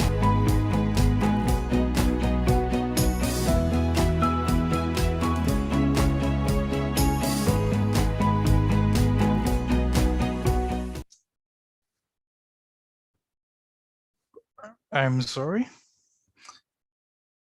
Okay. Okay, the next thing we want to talk about, as you can see, she was talking about her experience about TOEFL. Remember, in Germany, German is the first language. And talking about German, English is rooted from German, the German language. And that's why it's so easy. For example, if you want to say, my name is Widens, you see, mein Name ist Widens. Or you can say, ich heiße Widens. So you see, language, if you know one language, it can help you develop your cognitive knowledge in other languages. So now our do you think learners, they can develop their cognitive languages or knowledge using the 4 skills of languages? First, what are the 4 skills of languages? The first one, we get reading. And the second one, it's writing. The third one, it's listening. And the last one, speaking. So talking about cognitive knowledge, before I can go a little bit deeper, talking about the 4 skill of languages. So according to Azu, a learner spend 8 years to have the cognitive knowledge of the language or of the second language. And that's why it's very useful or crucial for every learner to learn how to read or to make the reading. So reading doesn't mean that you are reading. No, it's a little bit deeper than that. It's the fact that you are having an information and then you need to get the core details from that information. And this is the same thing for IELTS. If you want to take the IELTS test, that's what they want to know. Are you able to do that? Are you able to read something and then to get the core information?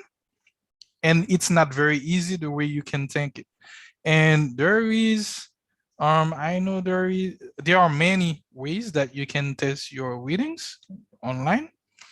And the second thing is about writing. Writing is not easy. And what you need to remember about it, if you want to enhance your English skill, even the speaking, the best way to start is to write, to know how to write. Do you know how to start with the hook? Do you know how to find the thesis statement? How to develop the main ideas in just your paragraphs? Do you know how many sentences you need to make the balance between your writing? Okay, it's very significant. And if you can master your reading skill, your writing skill, it will be a lot easier for your listening and speaking.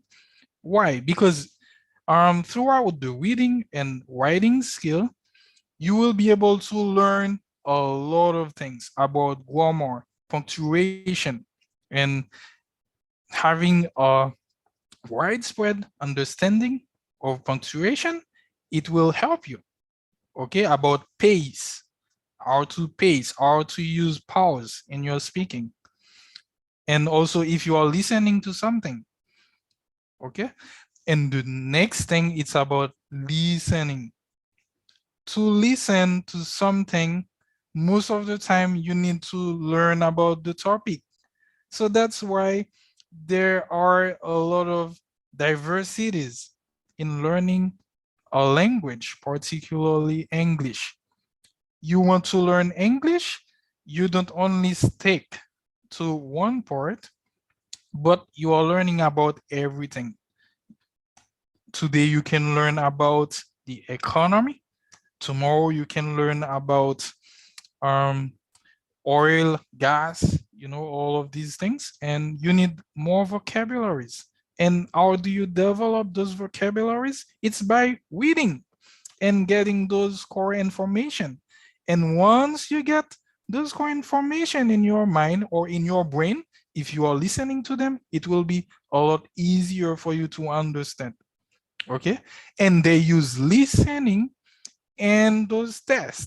And if you are preparing those tests, for example, the TOEFL, IELTS, DINET, yeah, it will be a lot easier for you.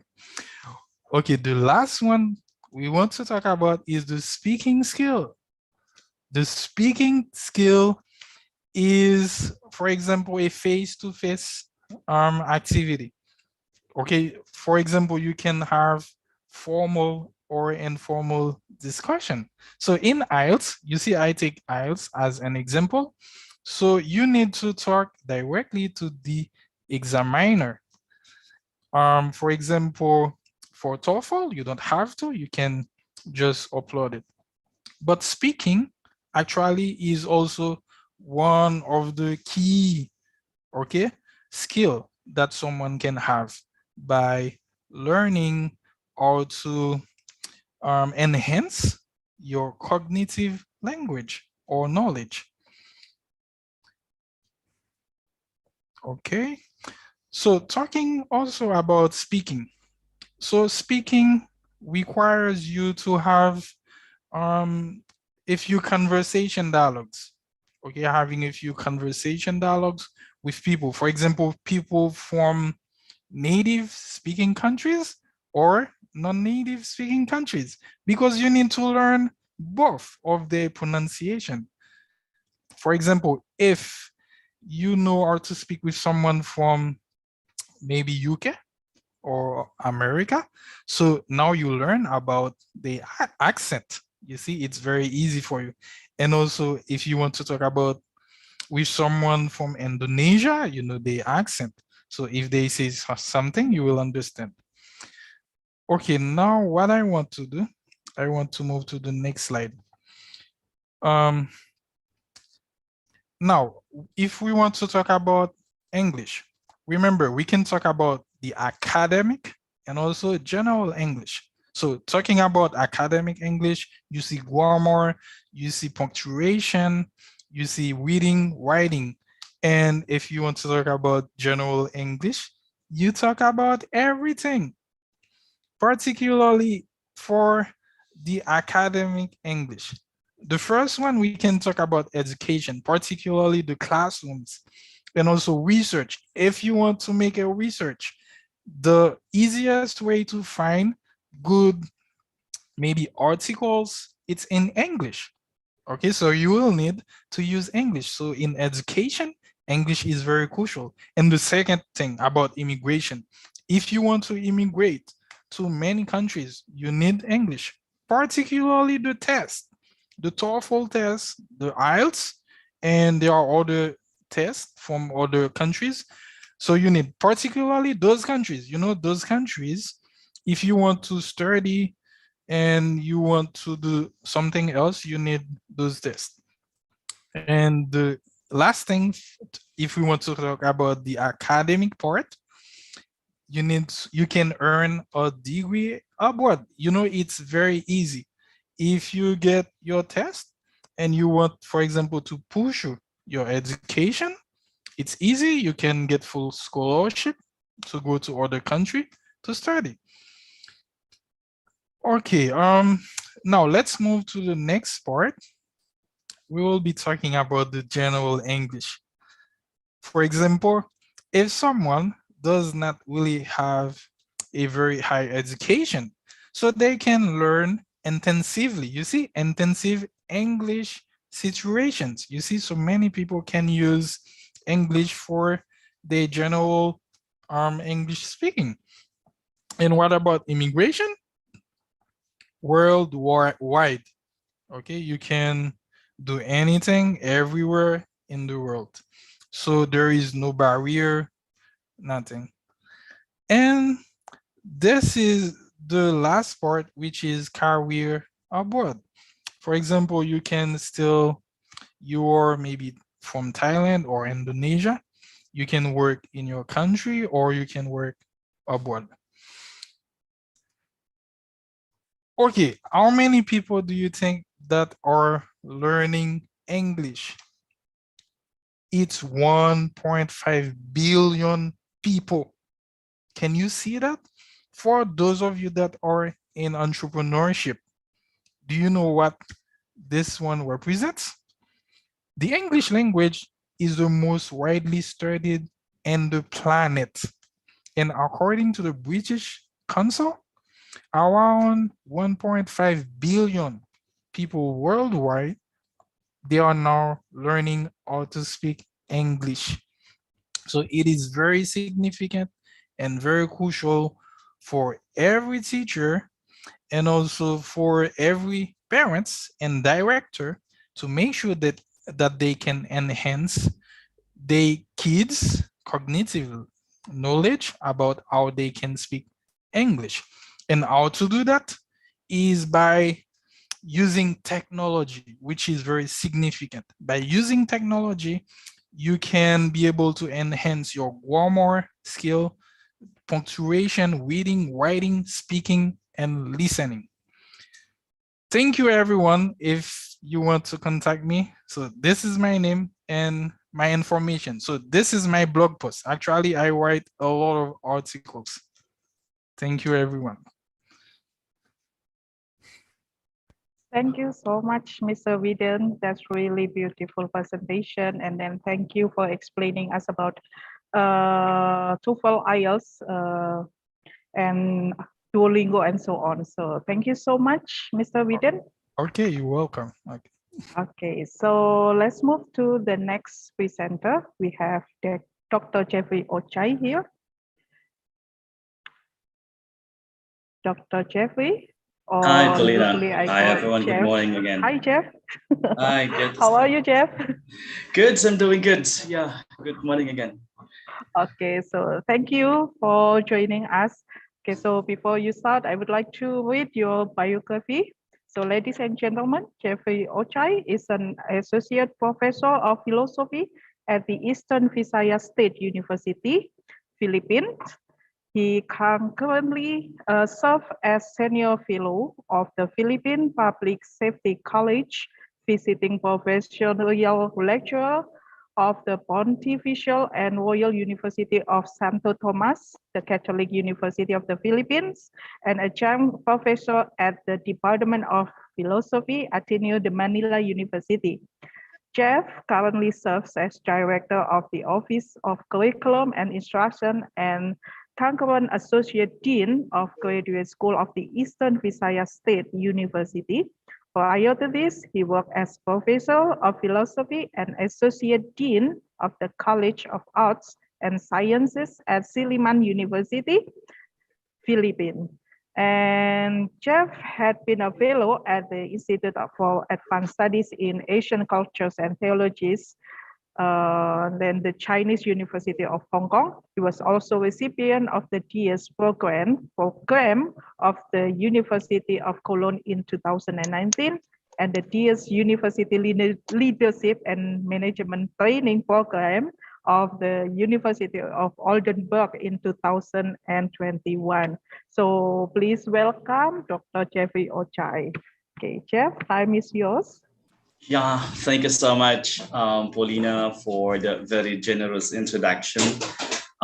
First of all, I would like to greet the top managements of Universitas Muhammadiyah Gresik. I hope I pronounced that correctly.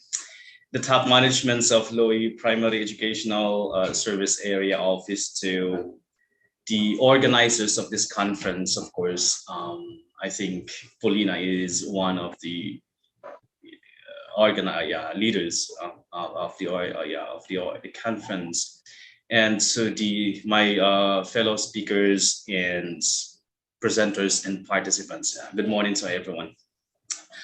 My paper is not directly connected to COVID-19, but I chose this paper because this is still one of the lacunas or the gaps or the issues in education that needs urgent consideration. Before I proceed, let me share my screen. All right.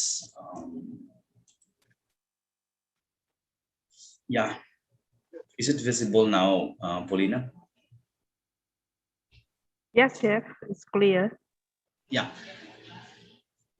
So yes, wait, where is that? Okay, so let me provide first the background of my paper. My training is in philosophy, and I did my undergrad, master's, PhD, and postdoc in philosophy. And our tradition in philosophy and some humanities and social sciences is we write our thoughts and we read and do some side discussions along the way. So that's how I will be, presenting my paper. I will read it and do some side discussion. the working title, or the title of my paper is Inclusion in Education, Ensuring Educational Equity in Relation to Gender, Class, Race, and Ethnicity. And just to give you an idea, because I'll be reading my paper, I'll present to you the main idea, the main arguments of the paper. First is I am working on critical theory, the Frankfurt School tradition, and we are concerned about people who are marginalized. And in relation to education, we are working lately on the theory of recognition of Axel Honneth. Axel Honneth is one of the leading philosophers' critical theories today. And then I apply the theory of recognition to education.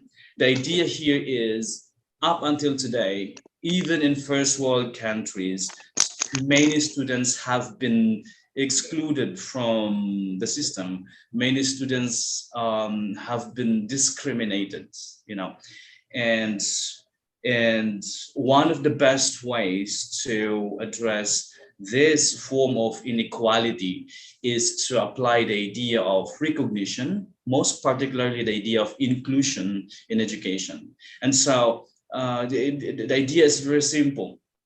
Many students, people have been marginalized, discriminated, and so therefore the best alternative is for the system, for the teacher, for the educational system to include as much as possible, acknowledge as much as possible these students. That appears to be simplistic, but the idea is inclusion here, or recognition, does not necessarily mean you just include, you just acknowledge someone. The demand for inclusion, the demand for recognition implies the granting of the rights that these minority students, in this case, in my paper, deserve. Okay, so I will not read my abstract. I will run through my paper. As you can see, yeah, the first parts I'll talk about, read the introduction, and then I'll go to the second part. What is inclusion and why does it matter? And then in the body, in the findings, I will just highlight few things here because I have to limit myself to maximum of 30 minutes. And then, of course, I'll talk very briefly about the relevance of inclusion in the promotion of, you know, equality in education, and then the concluding parts. So let me read. I'm sorry for that. I'm not good at preparing a PowerPoint presentation. So let me again just read and do some side discussions. So let me start. Systematic inequality of opportunity along the lines of gender, social class, race, and ethnicity has been one of the perennial problems in the history and developments of education. In fact, it has continued to attract major attention from educators and social scientists over the years. Most of the time, this inequality of opportunity comes in the form of limited access to educational resources, such as quality curriculum and skilled teachers. In fact, as late as the 1960s in the United States, for example, most minority students had to experience education through segregated schools. What is striking is that the low levels of achievements on the part of the minority students were viewed as function of genes, culture, or lack of effort and will, than it was a function of the unequal access to educational resources. Let me highlight this point a bit. In the first world countries, this is backed up by data and research and evidence, of course, in the past, and there are some remnants today of these professors or teachers or system who have superiority complex. And so some of these teachers view the students, especially if you are Black or especially if you're brown like me, you know, Filipinos or Southeast Asian, the white tend to discriminate us. We are minorities in terms of colors, not white skin, black skin, yellow skin. We are some kind of second class, you know, and I don't need to explain that further. For centuries, we have been, you know, discriminated, and until now, that fact remains. You know, I did my PhD in Australia and a postdoc in Germany, and I can still sense some subtle form of discrimination when it comes to, you know, skin color. I'm an Asian and have been experiencing discrimination in Australia, but yeah, that's it. And so the argument is, the argument is sometimes we are judged by our, you know, genes, our genetic makeup, rather than our capability as human beings. Okay, so and that is why discrimination continues because of that. So thus the naive yet dominant view that it is the fault of the students if they do not achieve in schools, you know, continues to prevail even today, you know, in our educational landscape today.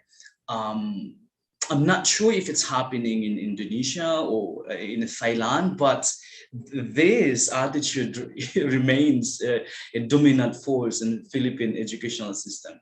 And again, in my travels abroad, I also felt that subtle form of domination. So it is precisely in the context of this intellectual naivety that this paper attempts to articulate the relevance of the principle of inclusion in education, in relation to gender, social class, race, and ethnicity. And so the paper begins with a discussion on the meaning of inclusion vis-a-vis the notion of exclusion. This is important because inclusion can be best explained through its opposites, exclusion, in as much as we can only make sense of inclusion in education if we have understood and analyzed the way in which the minority students have been excluded in schools. The paper then proceeds with a discussion on the relevance of the notion of inclusion in education by highlighting the extent and the way in which gender, social class, race, and ethnicity influence educational achievements.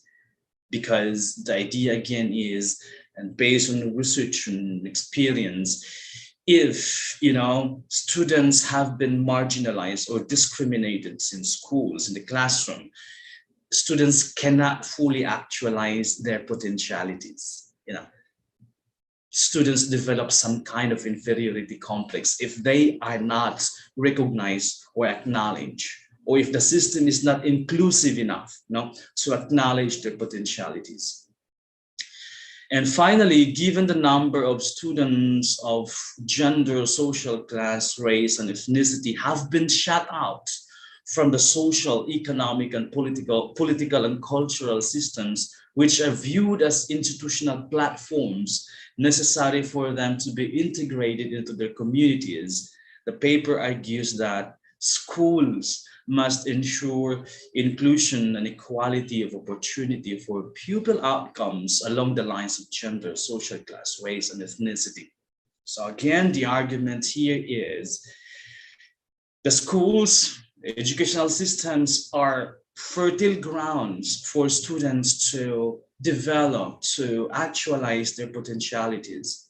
But if students are discriminated, then they cannot proceed to actualizing those potentialities, because instead of developing a positive relation to self, these marginalized students develop some kind of, low self-esteem and develop some kind of inferiority complex. So inclusion, therefore, is necessary.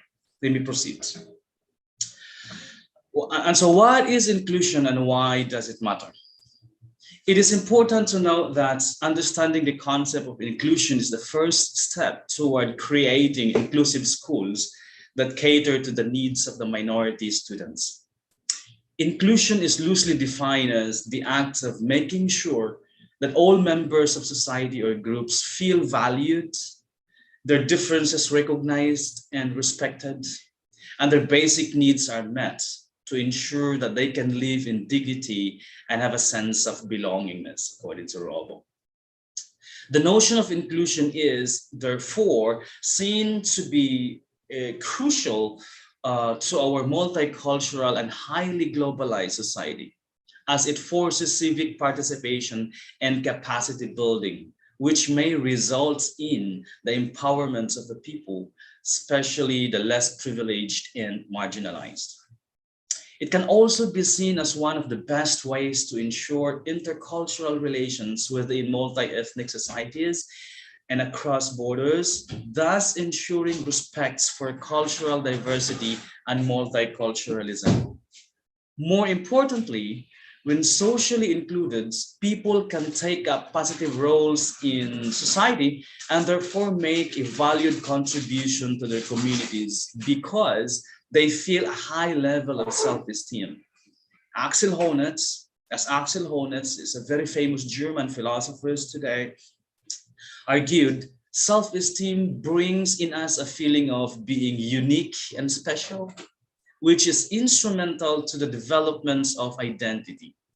Thus, inclusion is directly linked not only to the promotion of human rights and social justice, but also to the development of identity and self-esteem. But why inclusion? Why the need for inclusion? The need for inclusion springs from the social condition wherein individuals are shut out from the social, economic, political, and cultural systems which are viewed as institutional platforms for individuals to be integrated into their communities. This shows that inclusion is necessary because there is some degree of social injustice that people experience or experienced. Or, to speak very simply, some people have been deprived of and excluded from the affairs of the society. This reality, this form of injustice remain again a dominant force in the contemporary society. And so we got to address this as well. Again, this is one of the issues that I would like to address in my paper. This is all the more interesting when we think of how this practice directly impacts on the lives of the Syrian refugees in Germany lately, okay?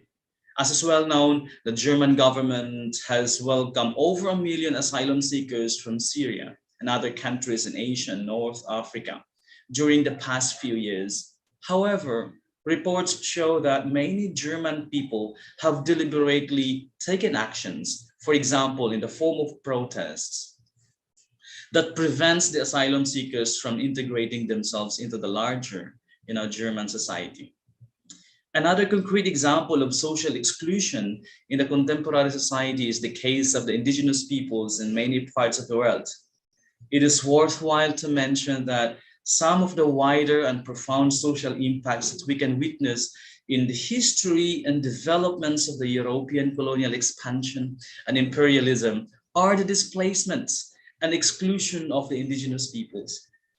From the time of colonization to the contemporary form of economic globalization, the indigenous peoples around the world have been dispossessed of their lands, stripped of their identities, and deprived of their natural wealth. In fact, P. Calvert and S. Calvert argue that the indigenous peoples are amongst the most socially excluded peoples in the world today. In Canada, for example, Wynne and Curie claim that the Aboriginal peoples who are living in large metropolitan areas have experienced a high level of racial discrimination. This is Canada already, alright, and there is discrimination there. There is discrimination everywhere. Although because of improvements, because of developments, those forms of discriminations have become so subtle, but it remained there. Okay, so they also claim that the Canadian society, as evidenced by the history of colonialism and healthcare policies, has deliberately excluded the Aboriginal peoples from the affairs of the state. We may also think of the Punan people in Malaysia, and the Manobo people in the Philippines. Both the Punan in the Malaysian part of Borneo and the Manobo indigenous peoples in southern Philippines have been severely disenfranchised through indiscriminate logging and mining activities. They also have suffered massive land grabbing, militarization, and other forms of human rights violations. Given the above, it is therefore not difficult for us to see how social exclusion has brought about the marginalization of many members of society, especially the minority and the less privileged groups. On a personal level, social exclusion brings in the feeling of being left behind and isolated and a low level of self-esteem. And I think some of us here experienced this, when we were young, when we played with our neighbors, when we were young, we experienced some kind of exclusion there when the neighbor did not include us in the group. And you can only imagine how hard it was when you were excluded and when you feel isolated. And you can only imagine this feeling in education. When, for example, we did a research in Sydney before, Palestinian students have been excluded from school, bullying in first world countries in Australia as well.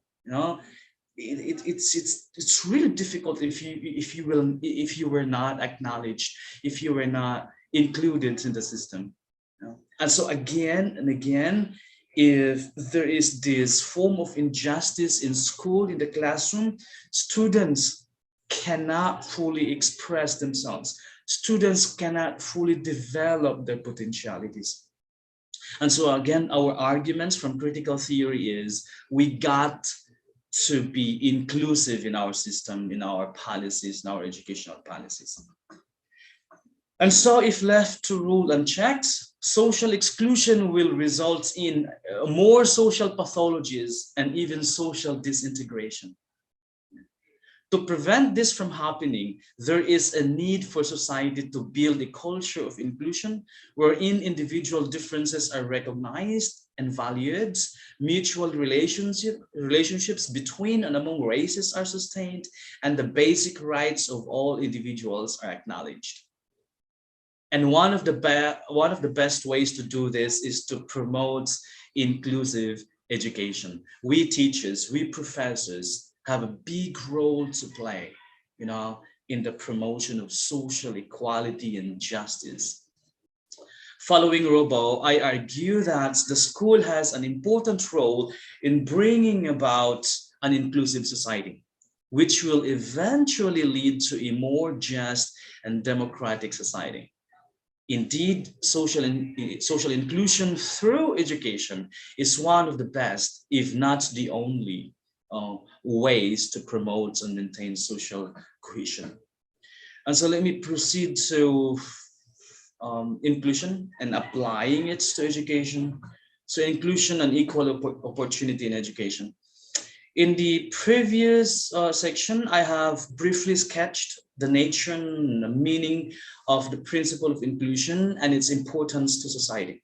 In this section, I will present the relevance of the principle of inclusion in education through an engagement with the way in which schools can ensure inclusion and equality of opportunity for pupil outcomes drawn along the lines of gender, social class, race, and ethnicity.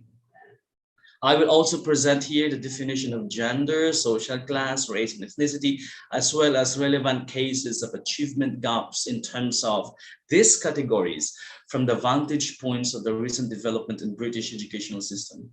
I particularly chose to highlight the relevance of the British educational system. So I make a case study through this textual analysis method in this paper because of its long history of enrolling international and culturally diverse student population. But I can only do so much in 30 minutes. I only have 15 minutes left. Let me just highlight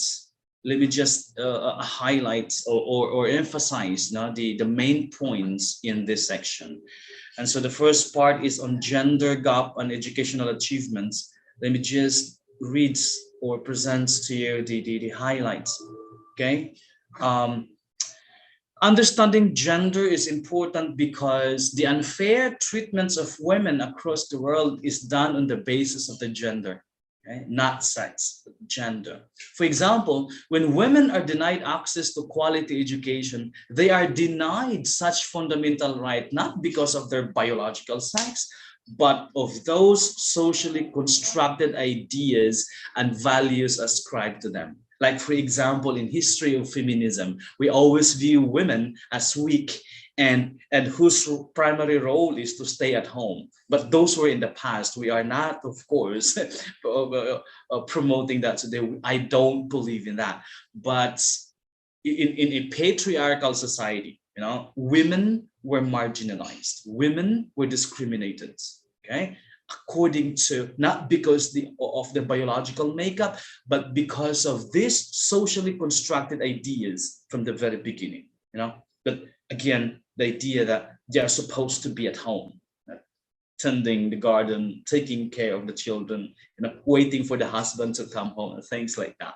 Gone are those days, of course. Okay, so for example, this is precisely because biological differences cannot explain why men have greater access to power or why women have low status in society than men.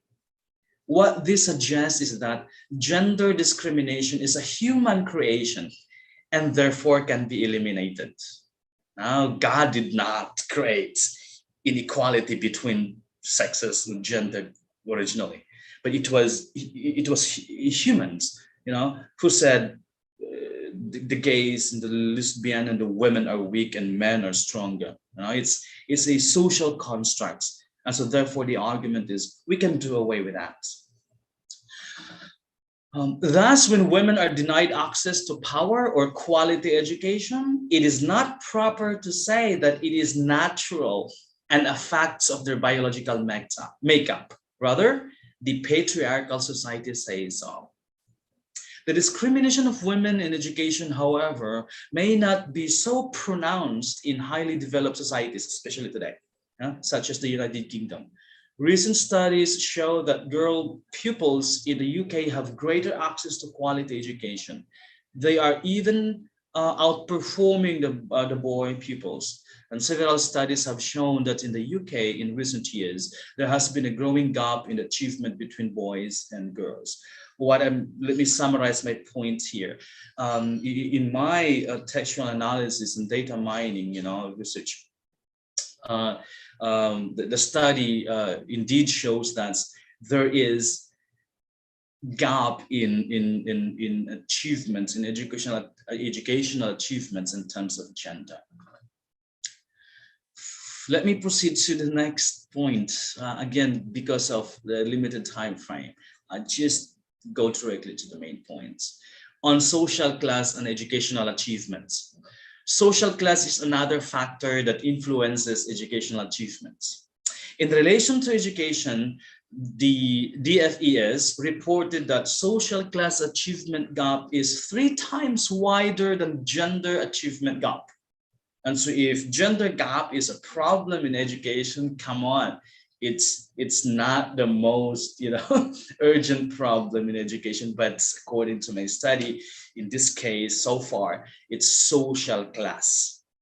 As a matter of fact, some minority students in England achieved significantly below the national average and whose underachievement is much greater than the gap between boys and girls or gender in general. This is because social class background directly impacts the student's level of educational achievements. In most cases, the higher the child's status in life, the greater is his or her achievements on average. And I think I don't need to explain that further. We experience this on a daily basis. If you are poor, if the student is less privileged, less access to education, of course, you know, we cannot expect a quality education compared to those who are rich and have the access to education. Of course, that is not an absolute idea, of course, but most of the time that's the case. And then children of socially disadvantaged class in the UK also suffered from stereotypes that significantly affects their educational achievements. For example, working class students are labeled as being troublesome. You know, the Palestinian students in Sydney, when we did research, and I did my PhD there, the Palestinian students, you know, have been viewed as troublemaker. You know, that's a pity on their parts. Again, working class students are labeled as being troublesome, rubbish, crap, and shit. Sorry for the word. For this reason, they have no choice but to move to inner city schools with relatively low quality historical results, coupled with bigger class size. Okay, because they have been barred from accessing quality education. They have been discriminated. They are not included, you know, in the system. The system is not socially inclusive. These students who develop low level of self-esteem, these students who develop inferiority complex move to, you know, the rural areas. Moreover, working class parents were often blamed for their children's underachievements because they are viewed as unsupportive and indifferent to the children's education. There is also this widely held view that working class children are more fit for vocational education than tertiary education. This is also true in the Philippines, even if we are a poor country. Thus, we see working class students sought job right after graduating high school, according to Web Maker and others. These are indeed some of the reasons for the prevalence of educational underachievements among working class students and the way in which social class influences educational achievements. And then race and ethnicity. I have 10 minutes more to go. On race, ethnicity and educational achievements. Let me go directly to the important points. Recent studies in education show that racial inequality remains the major impediment to educational achievements. In fact, Lewis and Diamond argue that racism is the major cause of academic underperformance on the part of the minority students. This is due to several important reasons. For one, it is interesting to note that many schools today, even in highly developed countries such as the UK and the US, are not totally committed to equality and diversity. For example, some white teachers in the US do not consciously assess the students whether or not they are good, but they instantly judge them on the basis of their race. That's according to Highland, not me. Students of color were also usually perceived as older and likely to be intentionally defiant, while white students were perceived as playful and appropriately goofy. Those are unfair judgments on us, minority. We will be minority when we go to first world countries, of course. Moreover, white students are expected to be in the honor class, while students of color were reminded of the crazy things that they did. That's not fair, of course, but that's what the data show. Worse still, Richardson's study found out that members of the white races in Britain have the belief that have the belief that to be British is to be white. Now, it must be noted that this process of categorizing is not neutral, although it is done at a subconscious level.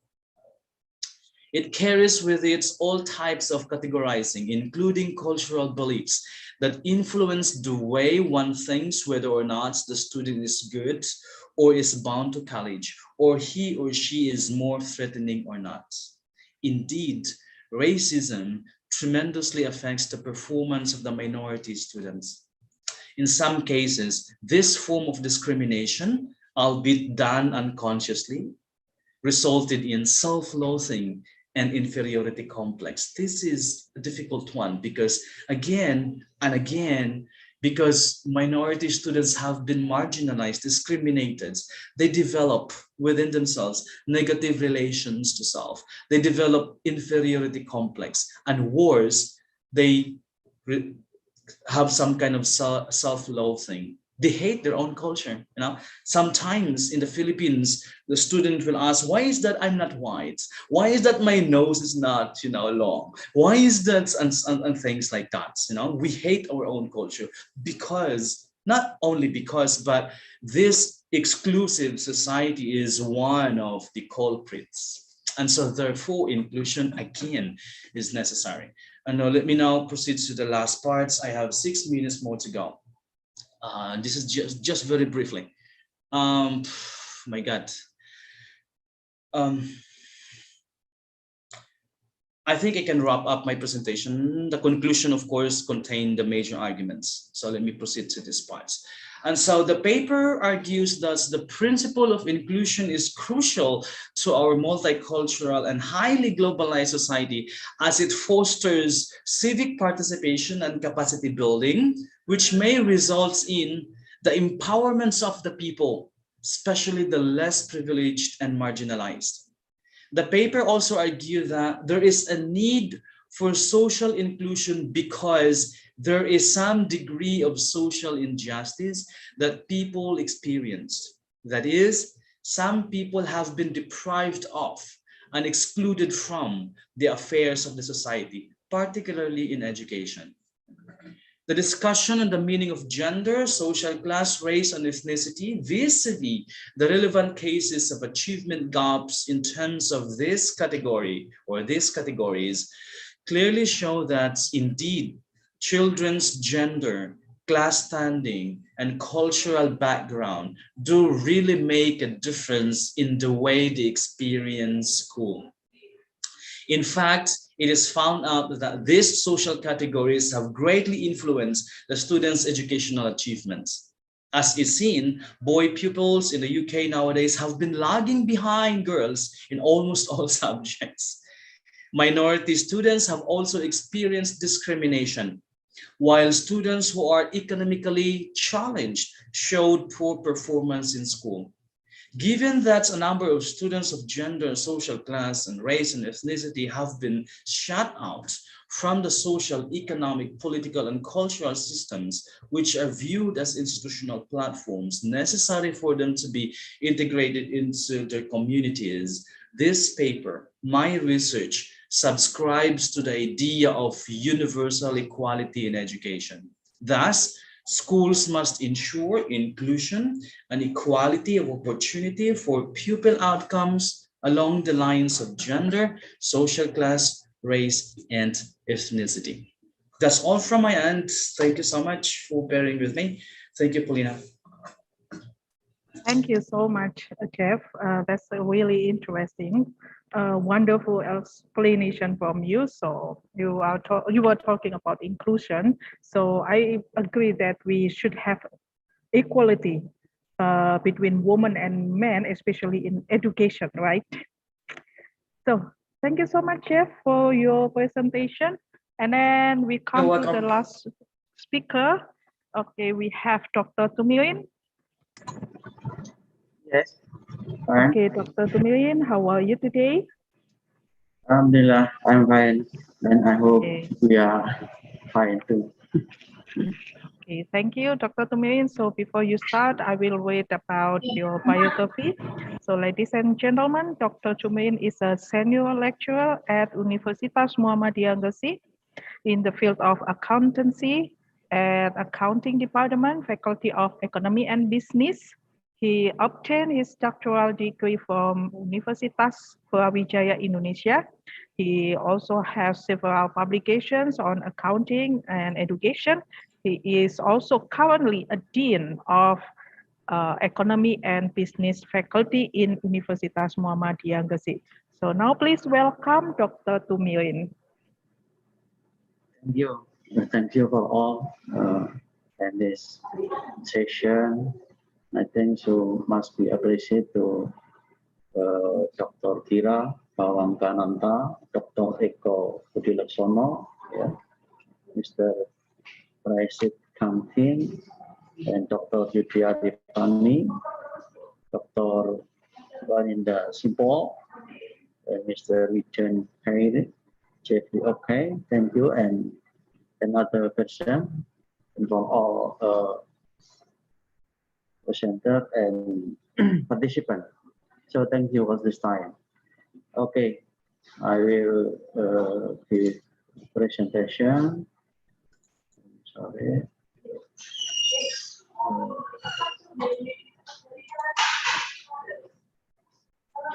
I share my presentation.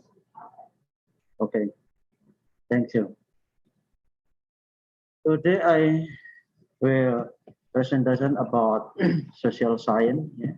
On another presenter say about education. So maybe I'm different for today. Yeah. My title of presentation is Radio Charity Social Entrepreneurship on Productive Fake Asset. Yeah, this presentation I think based on healthcare institution. So I think it's more important for this pandemic era. The motivation of the research is like this. The first is namely the presentation of the different perception upon revenue or wake asset management and contribution to this community. So in my research it is on wake asset. The second is the issue related this mistake wake asset management, housing, sorry.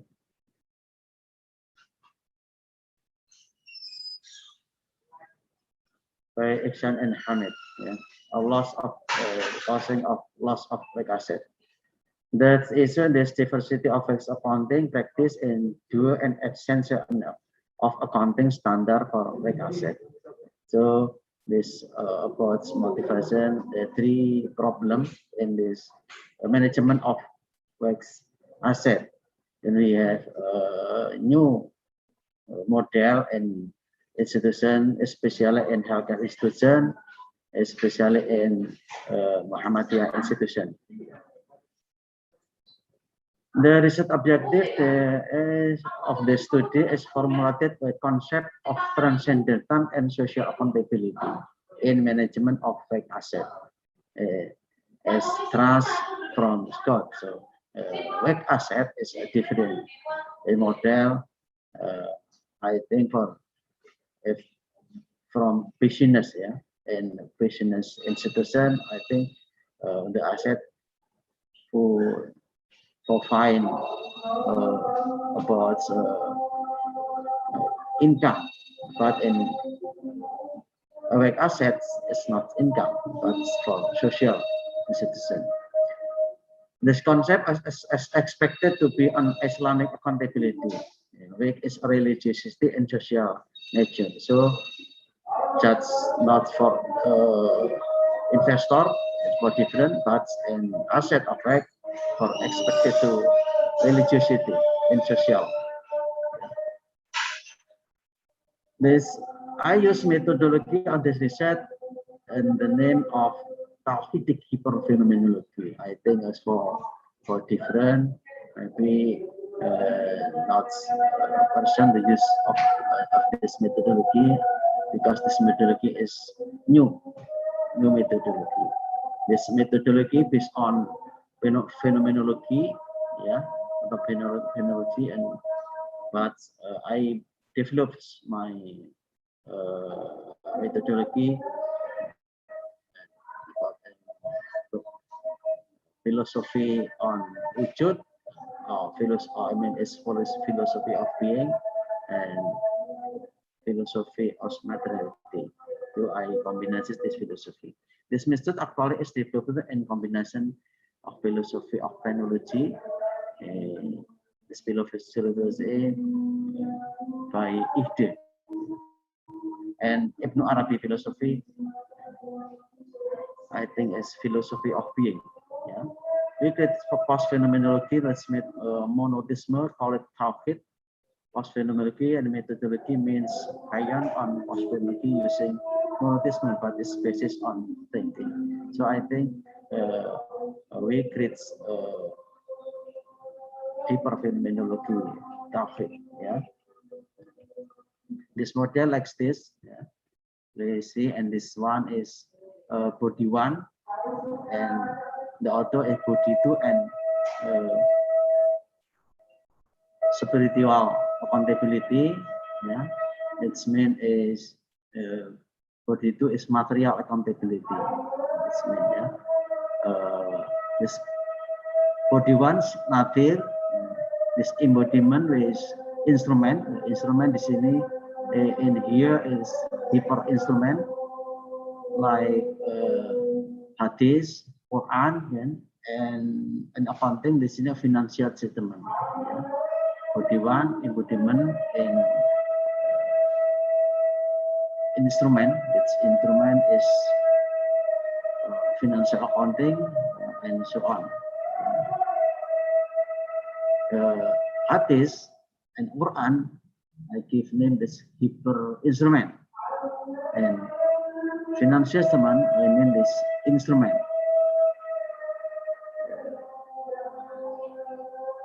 The perception on body 1 to body 2 or hyper body, it means spiritual hermetic, and material is material hermetic.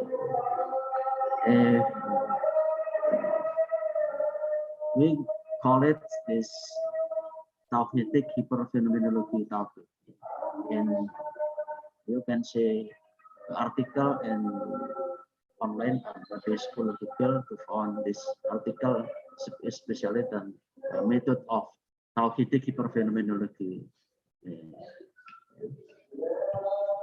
Yeah. The framework of tauhid hyperphenomenology I developed from philosophy of Edmund philosophy of phenomenology Edmund and phenomenology existentialist by Heidegger, philosophy phenomenology of perception by Mario Ponti, and in this philosophy of technology by Don Igde, and I combination philosophy of technology and philosophy of wujud. I mean it's philosophy of being by Ibn Arabi. Yeah. So a combination of philosophy of technology and philosophy of wujud or philosophy of being by Ibn Arabi. I create the methodology. This means tauhidic hyperphenomenology. Yeah. This article published on 2019. Yeah. Okay. Why reason I in this methodology? Because if we and here in Waqif a person give asset for WEC, yeah, for WEC asset itu ya. And I think this to make WEC after promise and to manage WEC asset, give to this mean is WEC nadir. Ini WEC majelis atau its mean is institution. Nadir in this research is Muhammadiyah institution, especially in for AUM, yes, healthcare for healthcare institution. Yeah, this decision is the WEC majelis say about building on the institution, and this institution for health, yeah, for health social, for health institution, and then for public, and this institution must be accountability to a God and social. This method, this research based on regional code of Muhammadiyah in Gresik, informal member of regional code of Muhammadiyah in Gresik, data collecting with interview and interviewing with informant. Yeah. The finding of the research is the function of WEC asset firstly is instrument for doing Islamic missionary with God practice. It means dakwah bil hikmah, such as aiding for poor on the poor and the needy and overcome structural disaster. Yeah. The secondary is spot for Islamic missionary with God, advice, dakwah bil mau'ihatul hasanah for patient, employee, and society and larger. Thirdly, is instrument taking care of environmental health.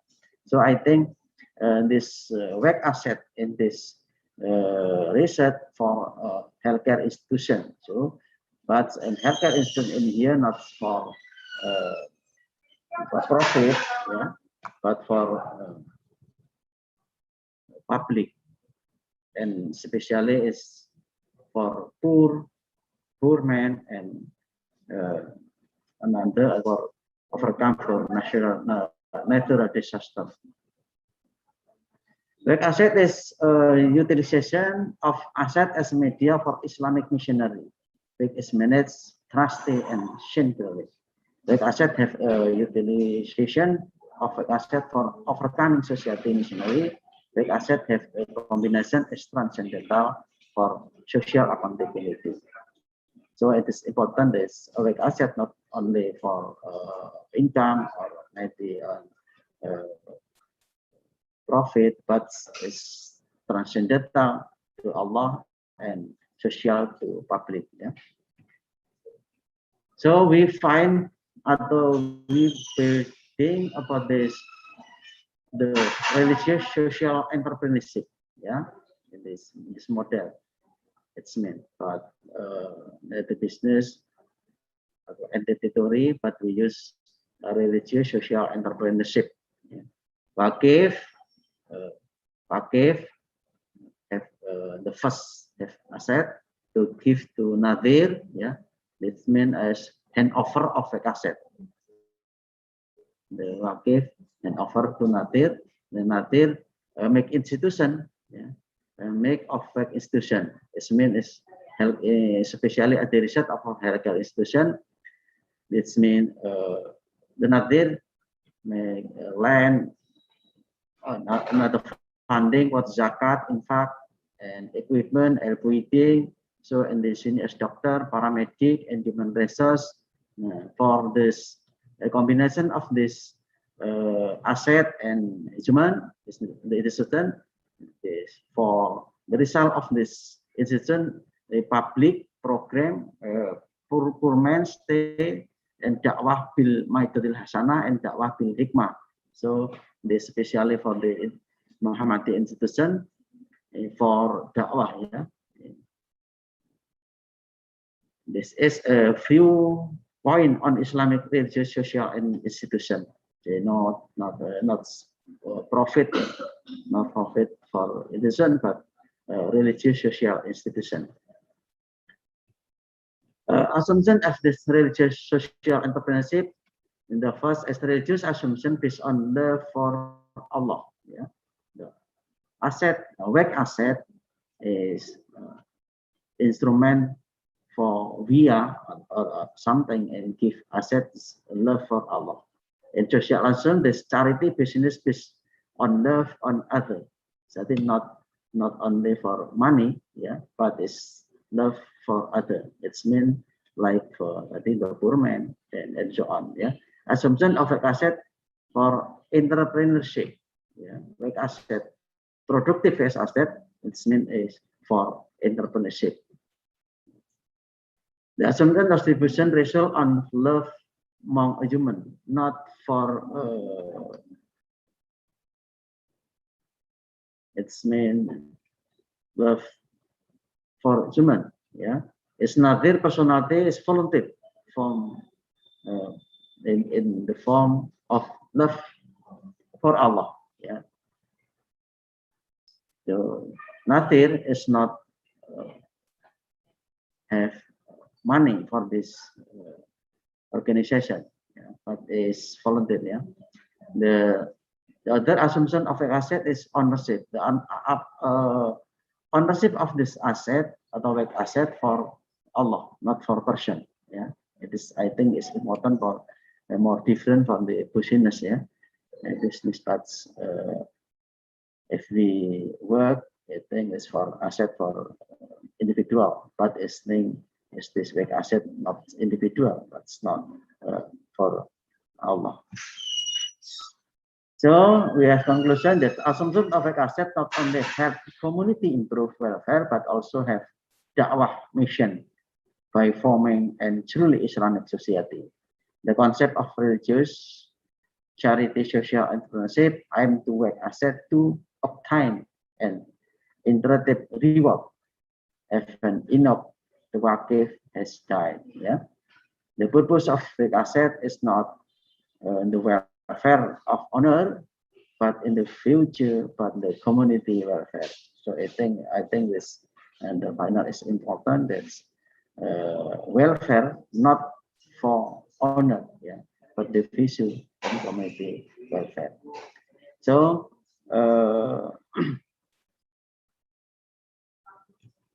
thank you for time and thank you for all. I think the final I say Assalamualaikum warahmatullahi wabarakatuh. I give again to Miss Paulina. Thank you. Thank you so much, Dr. Tumirin. So it's a wonderful presentation from you. Thank you. And now we come to the discussion session for all participants. You may ask questions directly by opening your microphone, or you can type your questions on the chat box. Don't forget to mention your name and institution and to whom your question is addressed. And the question will be directly answered by the speaker.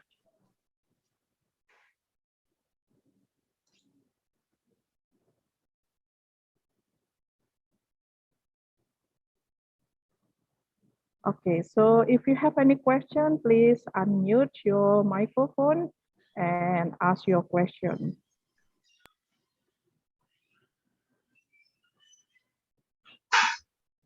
Or if you don't want to unmute your microphone, you can just type on the chat box and then we can read your question.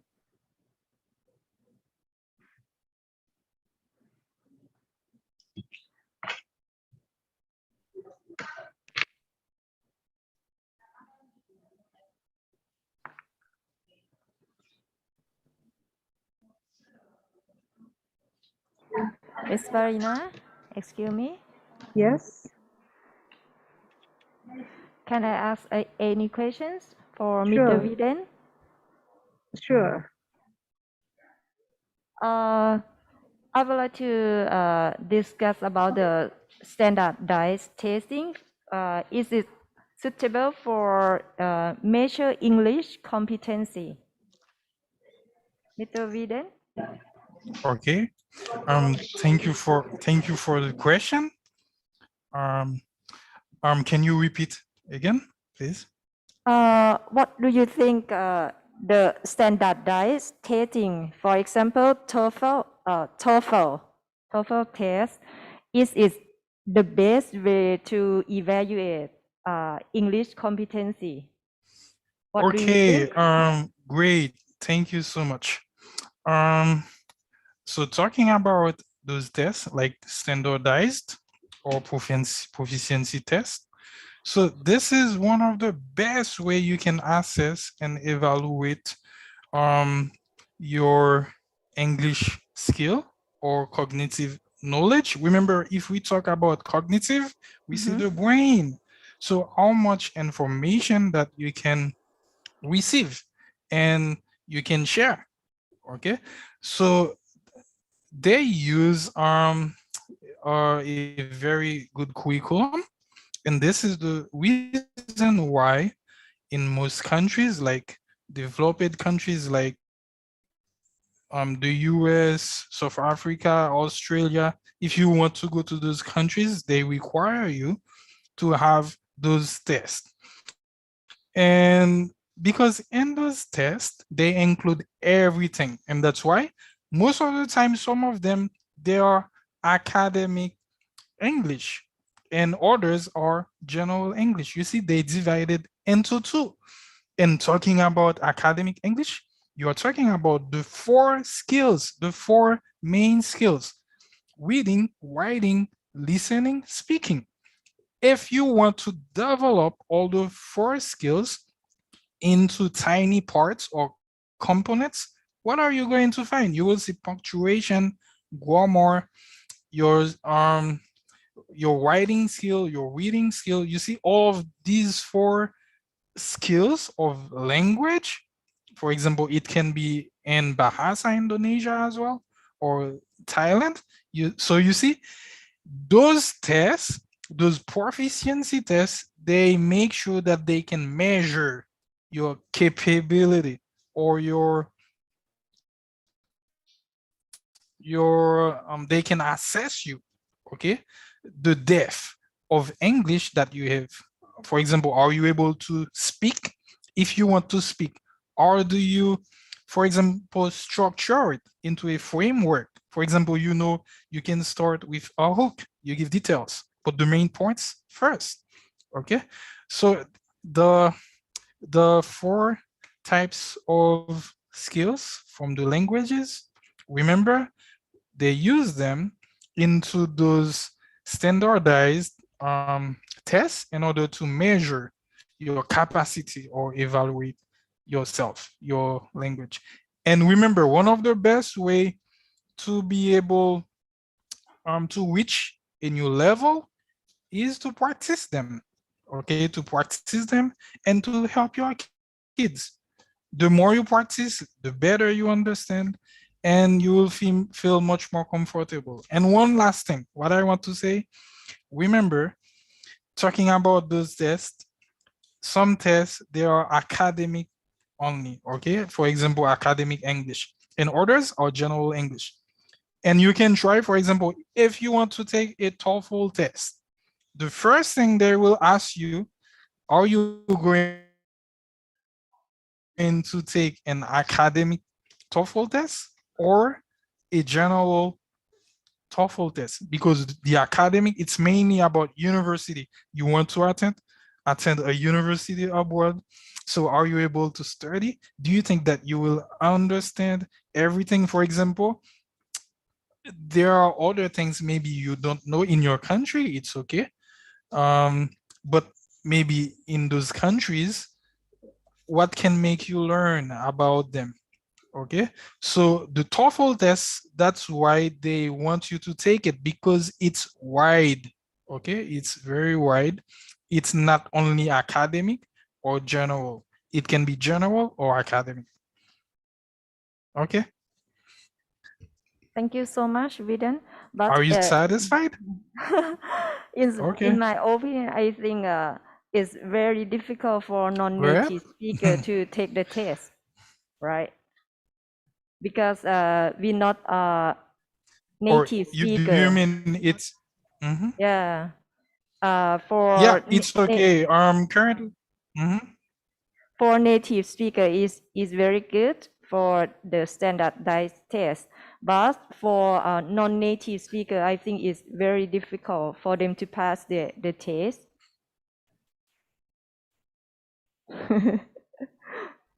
I think the new way for measure the English proficiency is the authentic assessment, because is this a new trend for measure the English proficiency, such as when we do the standardized testing, we cannot find the meaning of the word in the dictionary, but when we do the power test, we can search for the meaning. Do you see? Okay, yeah, I get it. Okay, by the way, thank you so much. But I think one of the speaker knows about it. I think Mr. Jeffrey, yeah, because if he studied in Australia, he understood.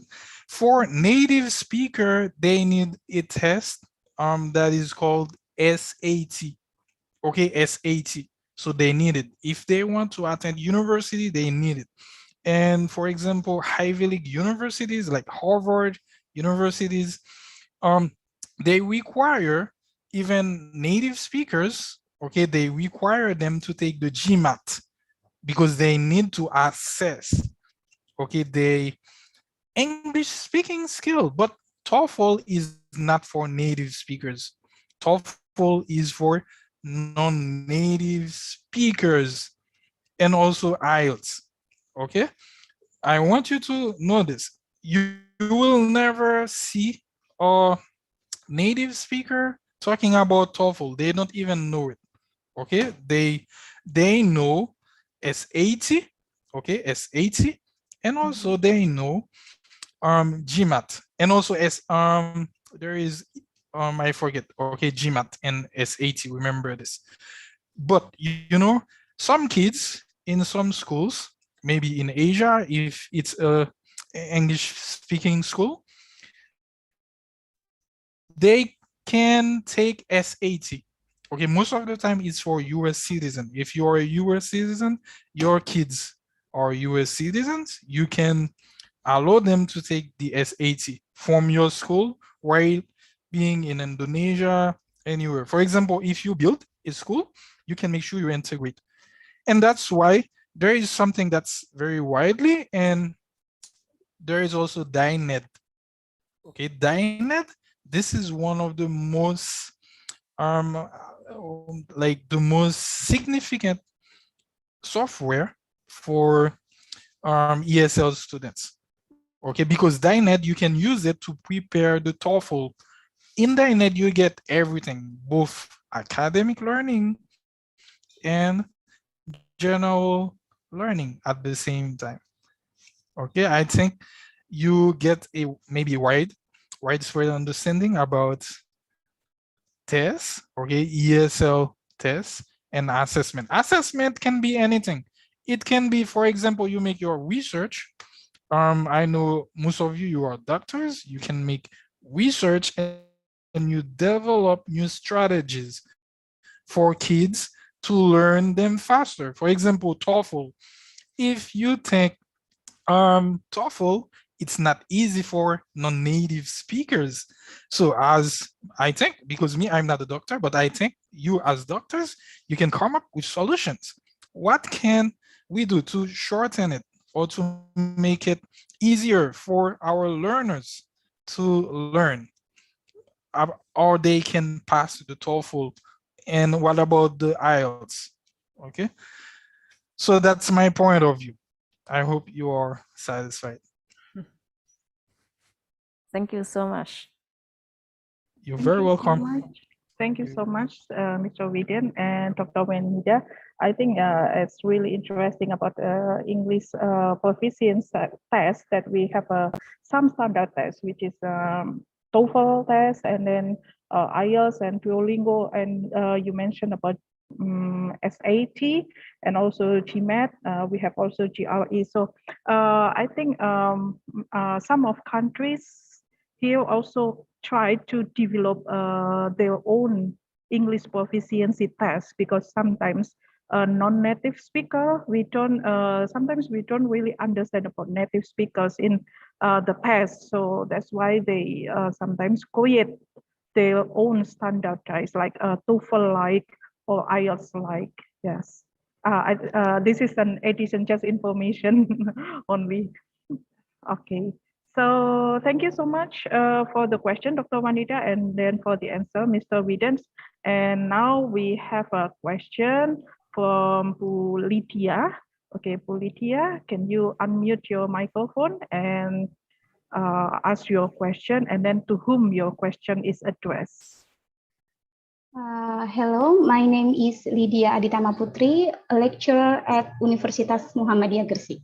Thank you so much for this opportunity. I'm very glad can be one of participant at this seminar. I would like to ask Mr. Widens Pierre. We probably already know that English skill is very important, so that we can reach out the world further. However, it seems that it's very difficult to find students who can speak fluent English, including teacher or lecturer.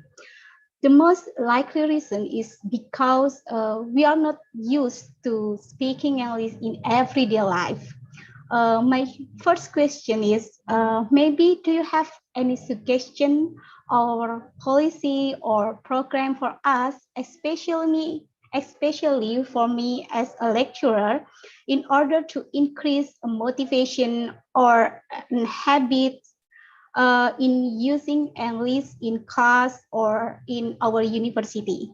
It is my first question. And we have taken an English course, and then sometime after the course was finished, we forgot a lot of English lessons.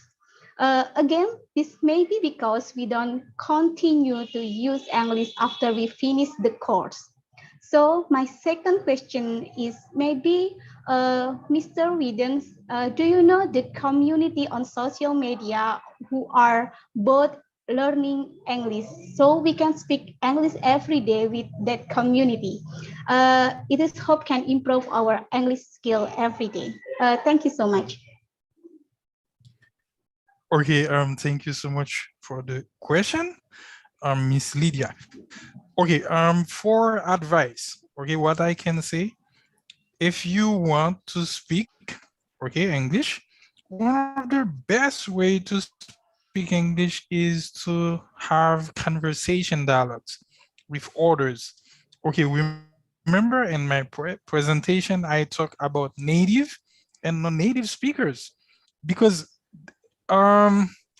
this is a way to get the a broad knowledge about it, and also about punctuation, and also your listening skill. And the second thing you were talking about are, what about the kids? They are not able to speak it fluently. So one of the best way, if you follow all the necessary rules of how to speak a new language, or how you can insert it into kids' mindset or brain. So the best way is to know who are visual learner, who are kinesthetic learners, and what about auditory learners. So remember, the kinesthetic learners, they want movement. So the best way to teach them, if you are talking about apples, you show them the apples, and then maybe they can do something with it. And this is the best way to build sentences.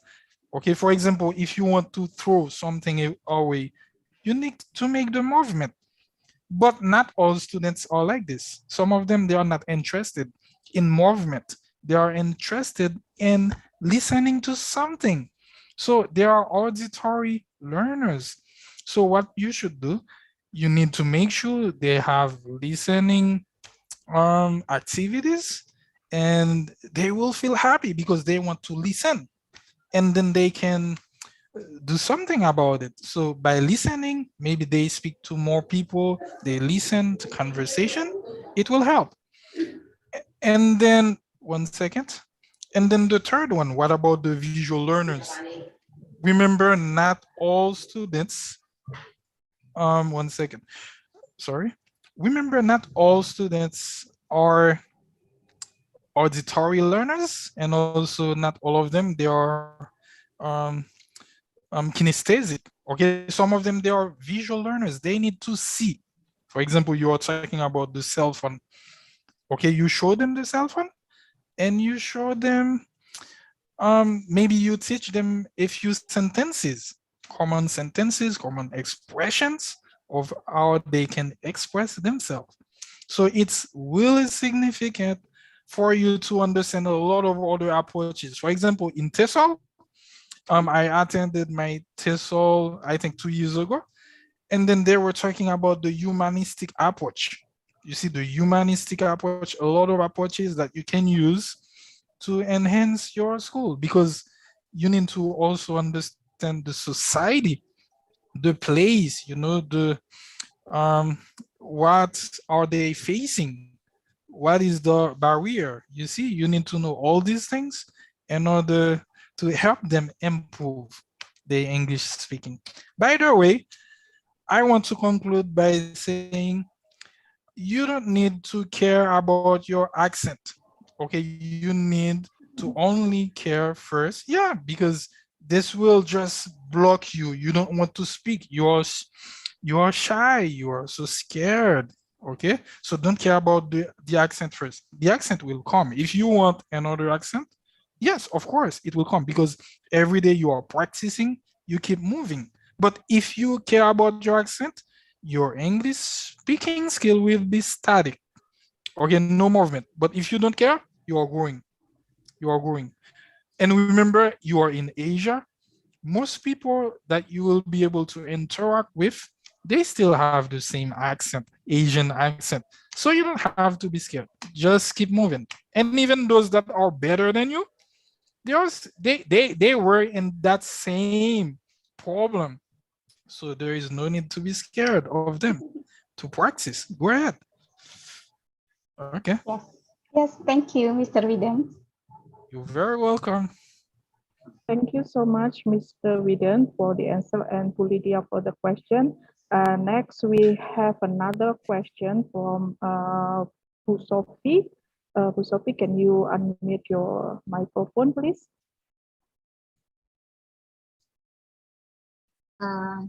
Thank you for kesempatannya. I would like to asking to Miss Wanida,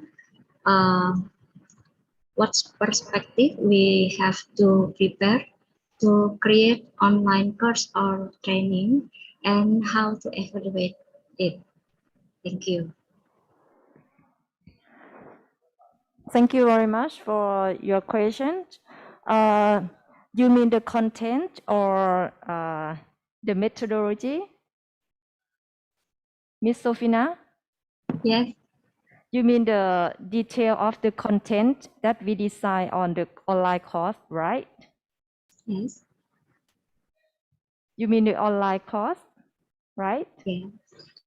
All right. Yeah, the online training course that we helped to design with Miss Farina last year.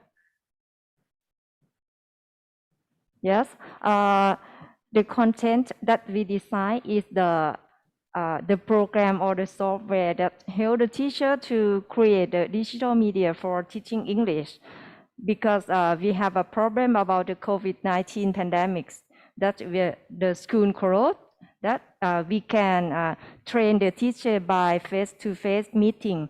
So we design the online course that consisted of the quiz, the game for kids, and presentation or creating video for teaching English. And we put it on the site that the teacher in our area can practice by themselves and learn from the video. So they can improve the skill in digital technology to create a media for teaching English. Okay, thank you so much for your question. Thank you, Miss Wanida. Thank you so much, Bu Sophie and Dr. Wanida. Next question we have Kotu Nadia. No? Can I share a little bit? Sorry? Pulina? Yes. Can I share a little bit about COVID-19? Sure, sure, Dr. Tira. I think it's, we learn about a lot of things to do to make the children can improve themselves by still in situation in COVID-19. And by the way, not the learning, not only the learning, but I think it's how to process without stress, because everything is the new. Some of our children have no cellular phone to learn, have no internet somewhere, have so on Thailand have 5 on site, on air, on demand, on anything that we try to make them can learn more and more. So this is to make the I want to refer the Jeffrey that Mr. Jeffrey said about the it's not equal about some level, some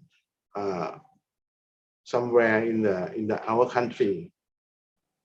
So it's why that we learn about how not only online. We have online, on site, on demand, on hand, on any on 5 on, and including blended. I mean that mixed together to make our children can learn. And finally, I want to say thank you to Dr. Budi that said to talk about he can remember me some seminar, X seminar before. So I hope I heard everybody in our seminar have idea a lot. So thank you again for our manage between Thai and Indonesia. Thank you for all. Thank you. Thank you so much, Dr. Tira. Okay, so the next we have Kotu Nada to ask questions. For Kotu Nada, can you unmute your microphone? Yes, Miss. Is my voice clear? Yes, clear. Okay. Good afternoon, everyone. Thank you so much for this opportunity. My name is Nada. I'm a student of Universitas Muhammadiyah Gresik, and here I would like to ask some questions to our speakers today. Well, basically, I'm preparing for continuing my master degree abroad, hopefully, and then here I'm interested in 2 different kind of subjects or focus, which are TESOL, which is teaching English of speakers of other languages, and educational technology.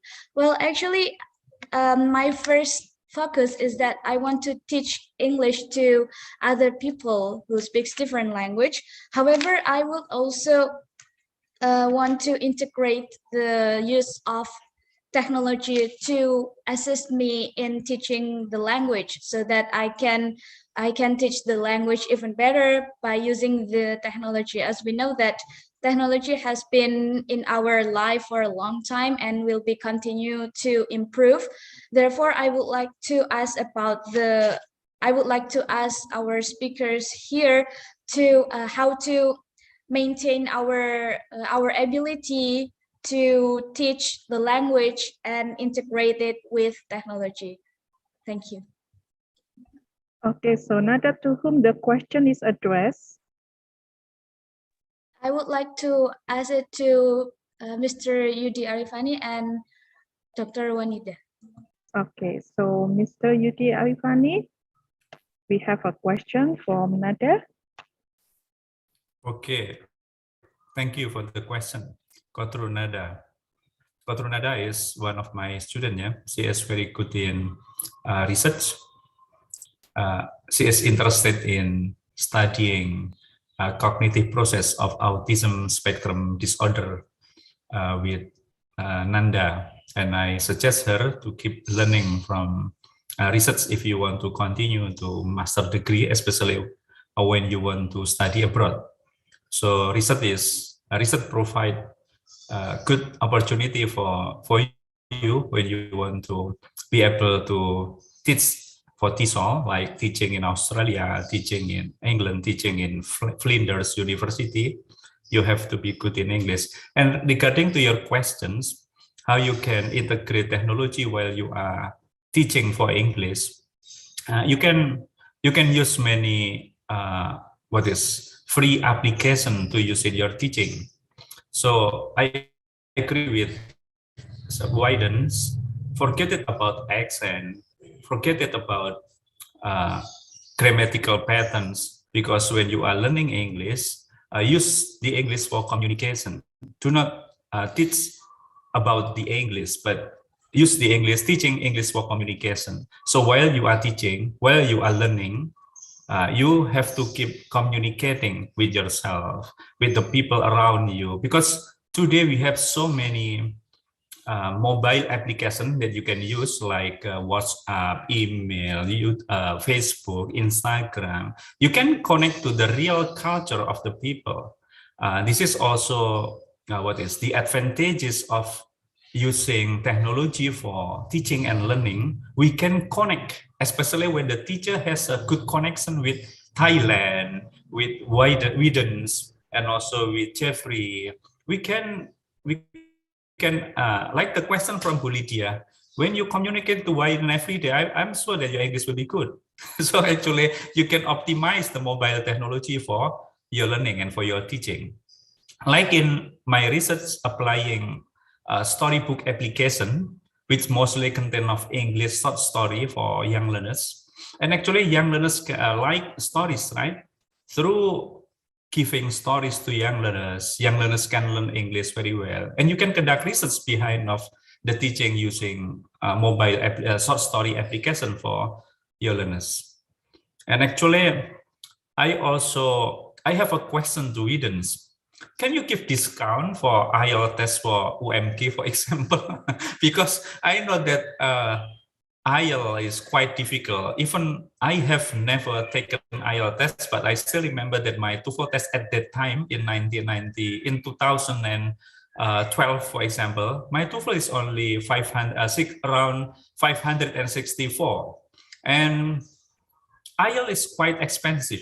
If you can provide what is big discount for UMG or for Muhammadiyah University of Gresik, or for Muhammadiyah in general, because Muhammadiyah University has around 167 universities in Indonesia. This is quite big chance for you.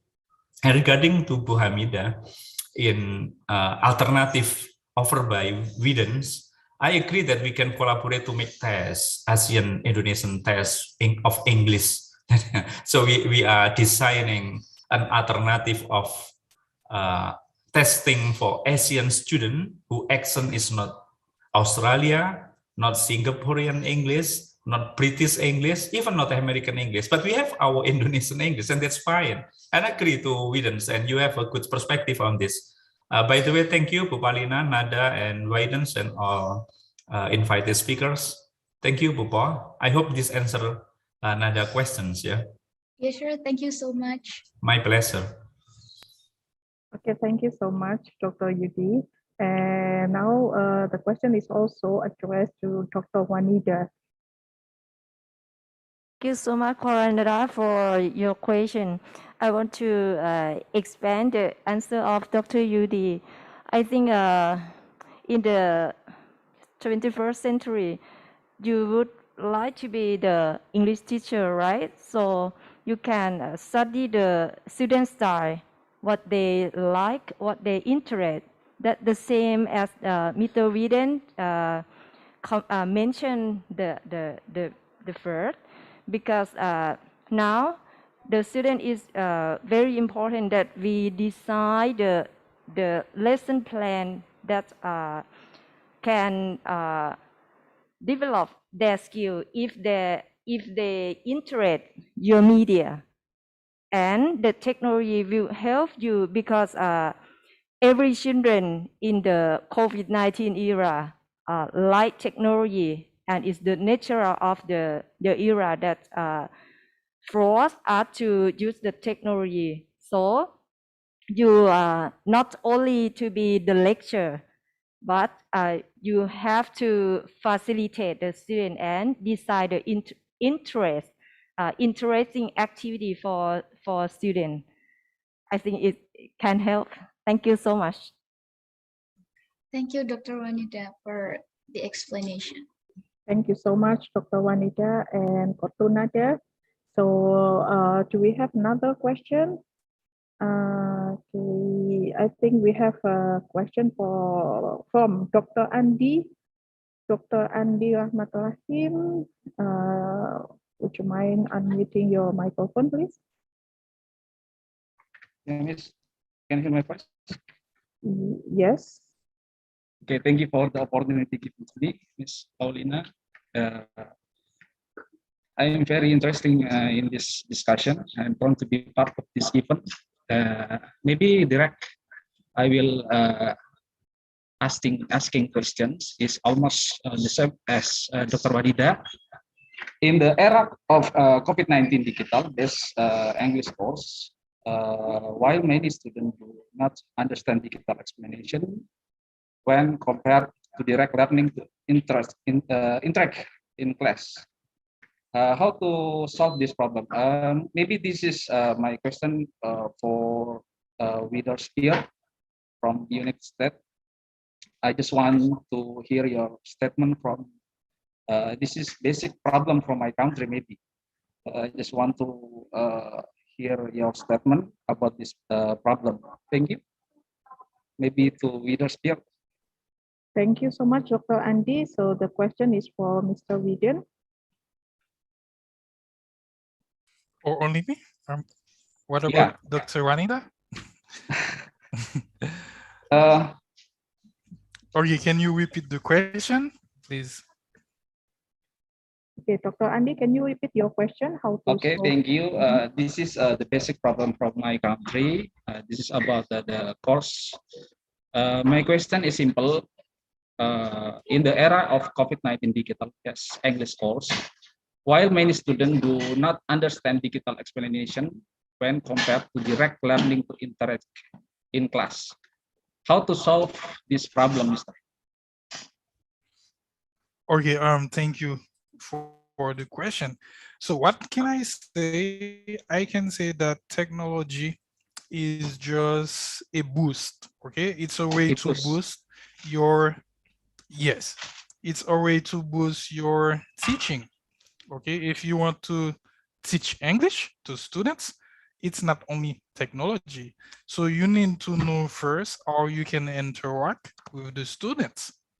Okay, while being in a classroom, for example, offline or online. This is still the same thing. I was teaching, based on my experience, I was teaching English to a few kids, and then I realized some of them cry because I had to go to another class. So they spent all the day crying, and their mother, they keep asking me, no, don't teach other classes, stay with my students. So this is what you know about the kids, how you can develop their skills, and then that will make your connection, even though it's COVID or not, okay? So you can still remain effective while teaching English. But Mr. In Indonesia, it is forbidden to hold face-to-face meetings between student and lecturer, maybe, or between student and teacher, or something like that. But must go through the digital course, something like that. So I think it's very difficult to do that, Mr. Okay. By the way, I understand your point. I hope Dr. Wanida and the other member of the panels, they can add. But what can I say? So remember, kids, they have many things in life, many things that are going on. For example, their family, are they okay with their family? So what about other crises? Okay, you need to make sure you learn about your students. And what about their learning adventure? What do they like the most? For example, you can be creative by asking them to, there is a noise. I'm so sorry about it. I don't know where. Okay. All right, great. So by the way, these are my advices for you. So make sure you try to be more creative by asking them to paint something. They can paint and then they can talk about it. For example, if you want to talk about feel fit, for example, feel fit, you know you need to exercise every morning, and you can ask your students to talk about feeling fit. So what should you do? Or can you eat healthy food? You see, this is very important, and they will make presentation. They will feel that it's not only about the COVID, it's not only about being able to study online, it's how I can do it. How my parents can take the camera and film me talking about the topic and sharing things that I designed. Okay, so that's all I can say. Thank you so much, Mr. Widen and Dr. Andi. I think we should finish our session, our discussion session, and I'm so sorry for others who already asked questions to the private chat box. We will discuss your question later. Okay, so thank you so much for all the speakers, Dr. Tila, Dr. Yudi, Dr. Wanida, Mr. Widen, Dr. Jeffrey, and then Dr. Tumilin. Thank you so much for the excellent presentation and insights. And then I think it is enough for this session. Thank you so much for me. And then I will give the time back to Ms. Rizka. Ms. Rizka, back to you. Yes, thank you very much, Ms. Paulina. Thank you for all the speakers for the beneficial knowledge, and thank you, Ms. Paulina, for guiding us during the session. Well, ladies and gentlemen, now we will have a short break before we continue to our next agenda, which is the parallel session, and we will start the parallel session at 1 p.m. So please, when you join us back, please go to the assigned breakout room to join the presenters in the parallel session. And for each breakout room, there will be one moderator guiding you through the session. Please contact us if you have difficulty